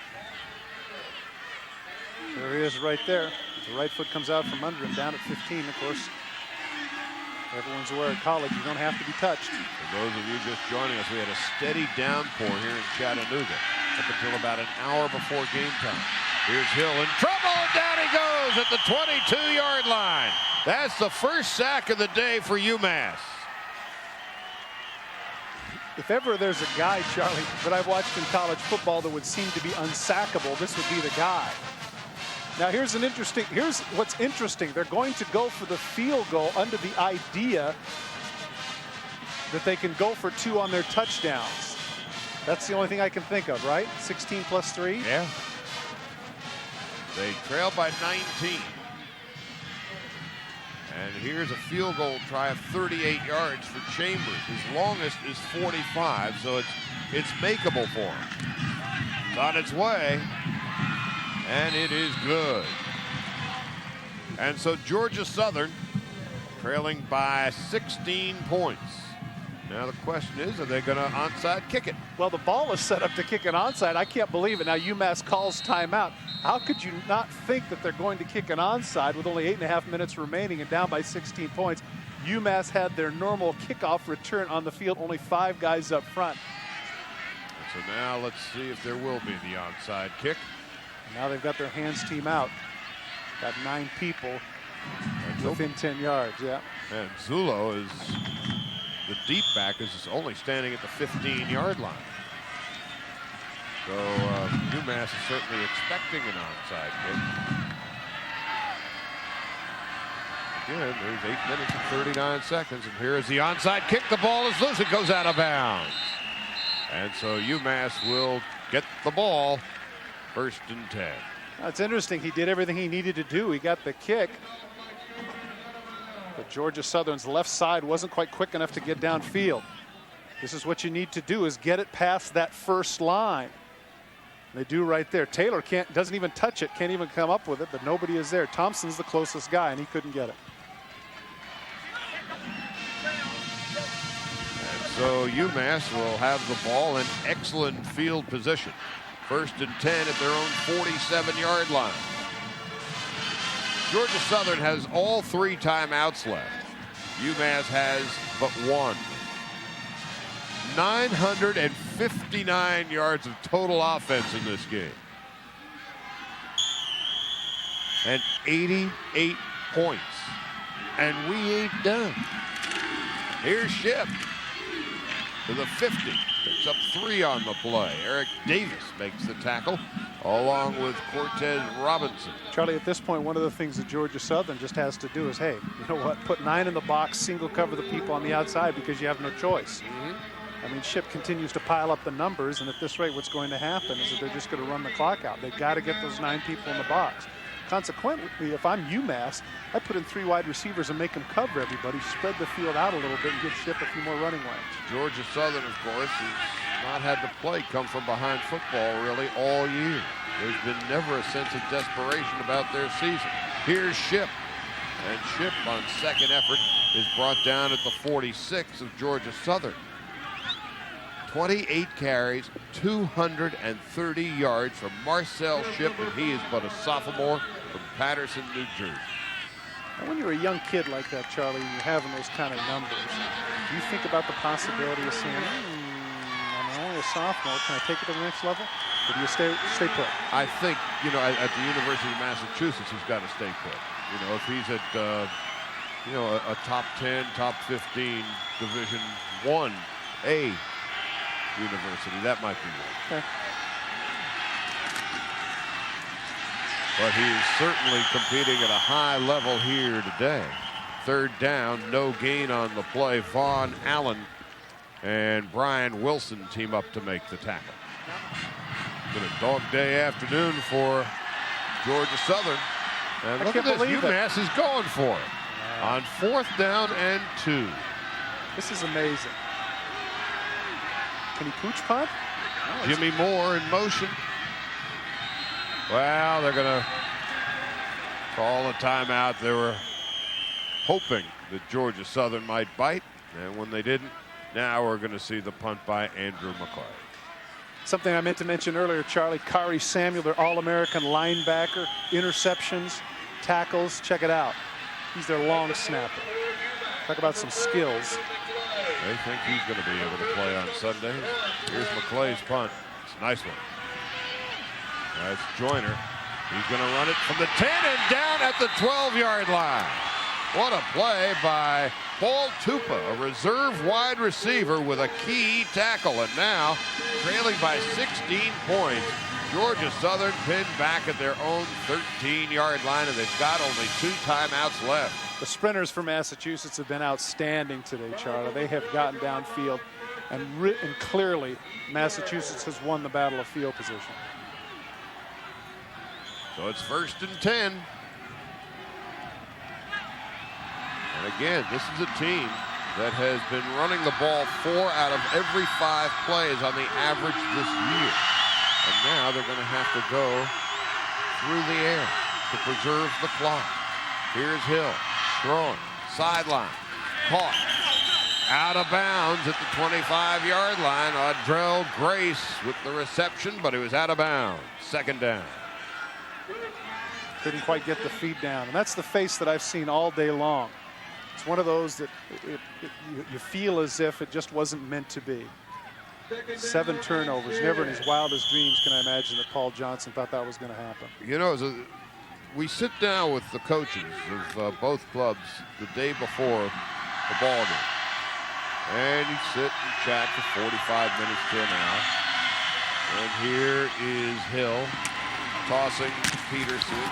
He does not get out of bounds, so the clock will continue to run. And so after a while, after the conversation has pretty much come to an end, you toss out a couple of throwaway questions. And here's a team that had been just pummeling its opposition all year, Paul Johnson's Eagles of Georgia Southern. And I said, do you know how to play desperation football? Do you know how to come from behind in the last 2 minutes? Oh, yeah. He hasn't had to. And now, all of a sudden, this is the position they find themselves in. And they're going to have to do it on the ground. I think I saw a flag fly in late, and that will likely be a penalty against Georgia Southern. Appeared to be a clip at the end by the wideout. That'll be brought back. Yeah, you know what, Charlie? You just don't know until you're put in the position. It's all well and good to say that you can, but if you know. They haven't had to. It's one thing to theorize. It's another thing to put it into practice. And especially when it's a fairly one-dimensional offense. That is to say, it's on the ground. And the ground, of course, eats up the clock. You know, one of the things, the comparisons that I see, Charlie, just for the sake of... Look at that scoreboard. Look at that. It's full. That's 406, 284. Yep. That's 690 yards of offense. What I was about to say is this reminds me, Charlie, a little bit of the last Super Bowl, in so much that, you know, Green Bay was a prohibitive favorite. Everybody just assumed that they were going to win, and Mike Shanahan during the week, not unlike Mark Whipple, said, now, you know what, be careful, because everybody's already given them the title, and we can play free and loose, and Marcel Shipp has been there, Terrell Davis. Indeed, he has been today. 690 yards of rushing between these two teams today. Here's Hill throwing long down the sideline, and it's incomplete. The intended receiver was Dietrich Parham, and he was man for man with Brian Smith, the strong safety. Good play by Smith. getting up and making sure that absolutely nobody gets the ball, batting it out of bounds. And so it is 4th down.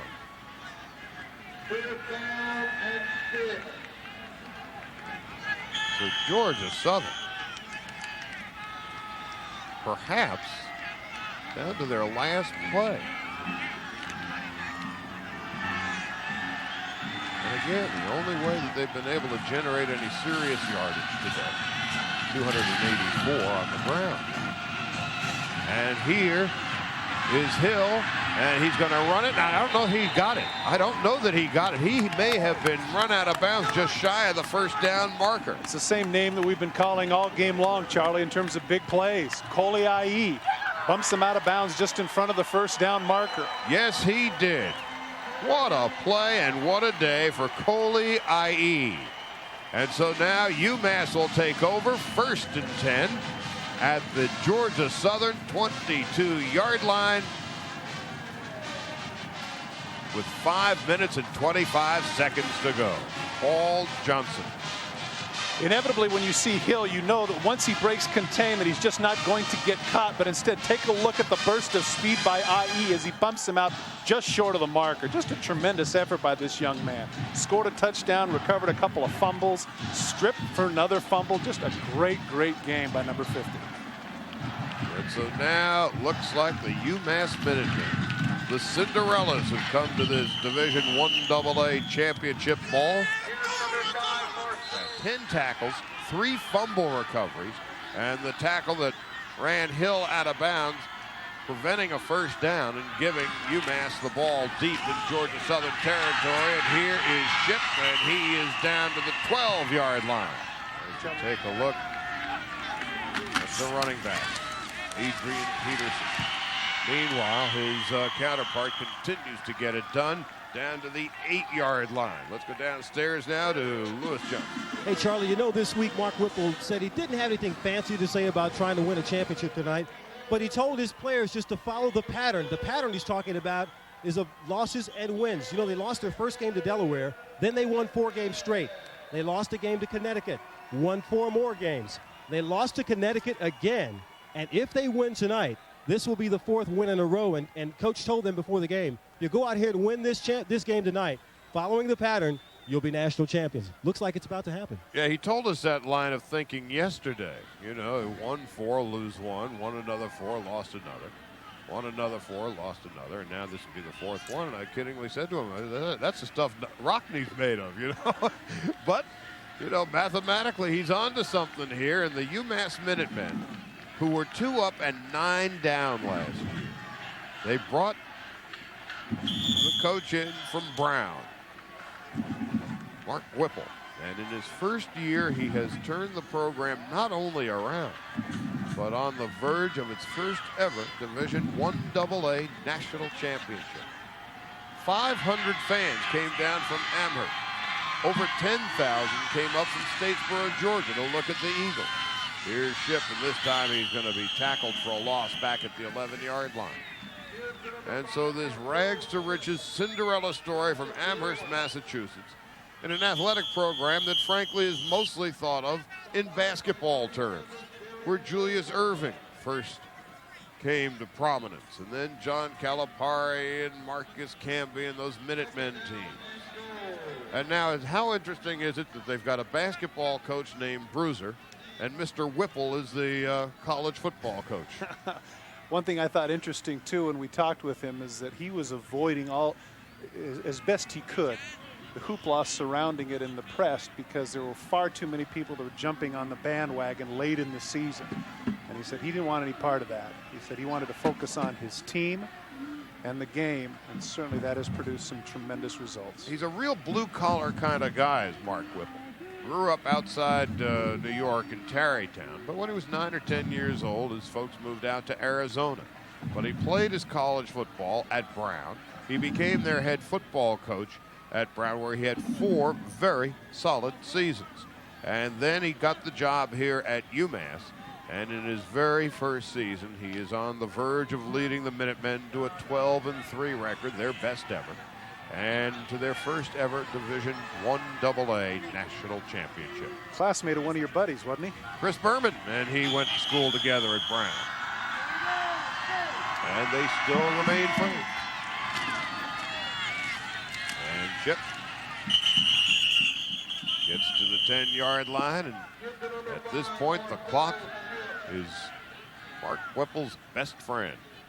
Well, there's a situation now where they have everybody jammed in the box that Bankhead, if he felt like it, could bootleg and go the distance.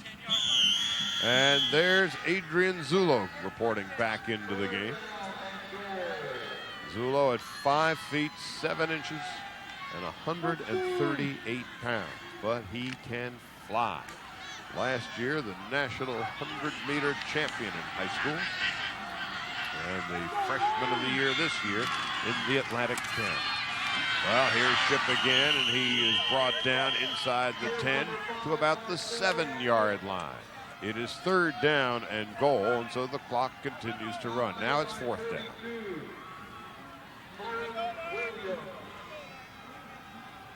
Now, what do you do here? Kick the field goal or maybe go for it just to take some time off the clock? I mean, or maybe what you want to do is kick the field goal so you can give Cherry some future confidence. Well, he'll have a nice long year to be confident. Well, they're in no great hurry, are they? Clock continues to run, 2.5 minutes left. I suppose you go for the field goal, make it But now, 19. Now Bankhead's next to the official saying, let it bleed down to 1 and I'll call timeout. And that's exactly what he just did. You go ahead and you have the 19 points, and they're not going to score 3 touchdowns in 2 minutes and 25 seconds with 1 timeout left. So Georgia Southern is about ready to run out of pieces on the chessboard. They're pretty near checkmate. Who are not even expected to win the Atlantic 10 conference this year. There's the man right there, Koliai. He has been fantastic. What a great one. He has had an extraordinary day. I.E., a sophomore. He's only 6 feet, 217 pounds. And so here comes the field goal try for Jason Cherry. It will be a 25-yarder on the hash mark to the right. And there's a flag on the play. The kick is good.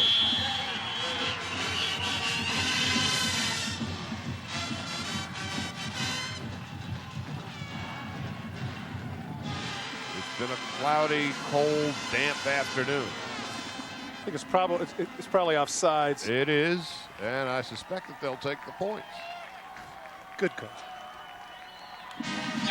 And take the lead to 19.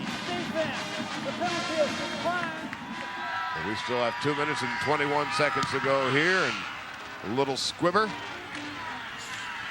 Fielded by Derek Williams, and Williams is brought down shy of the 40-yard line.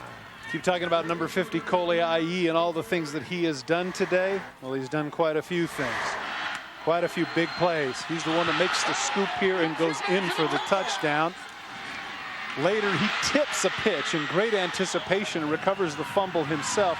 Here, he knocks Hill out of bounds in a 4th down play that would have given Georgia Southern a 1st down. That's a game that he will always, always remember. And all the folks of Nashua, New Hampshire, his hometown, are proud of him today, too. And here's J.R. Revere throwing, and he completes it to Ashley Morgan. And for Ashley Morgan, just his 2nd reception of the season. That's a great name. I love that name. J.R. Revere. Great name for an athlete or an actor. Think about that for a while. On 1st down, here's Revere rolling and running out of bounds. That'll stop the clock with 1 minute and 55 seconds. They trail by 19. They've got 1 timeout left, and it appears to be a lost cause for Greg Hill.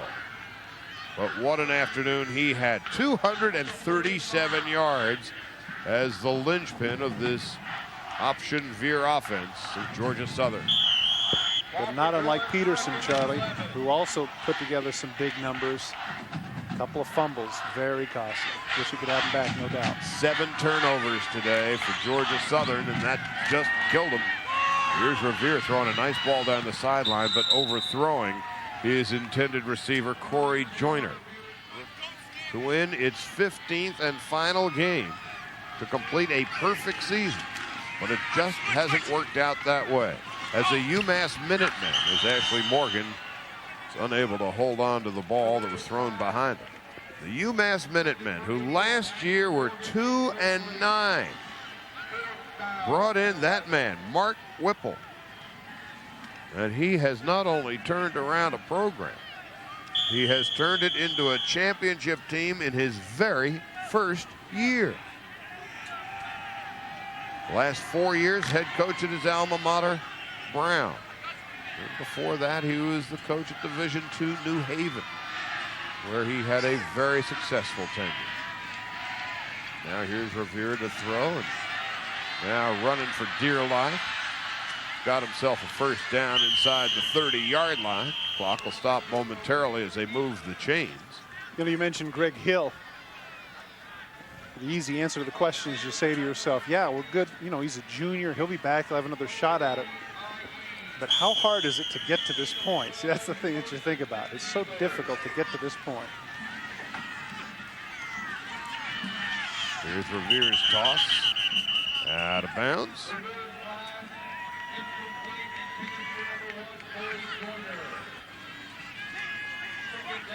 Minute and 24 seconds left. And Paul Johnson, who until this ball game in his 2 seasons at Georgia Southern had led the Eagles to a 24-3 record. Now it will fall to 24-4. A win away from a perfect season in a Division I AA national championship, but not this year. Here's Revere to throw. Screen pass. And that is Peterson. Peterson, flag on the play. Peterson still on his feet. He goes in for the touchdown. But let's see, there's a flag on the play and likely against Georgia Southern. Good call with the screen pass. And great open field running on the part of Peterson as he broke a number of tackles. But Holding's going to bring it back. That's what kind of a day it's been for Paul Johnson and his Georgia Southern Eagles. 7 turnovers. Gave away 31 points to UMass.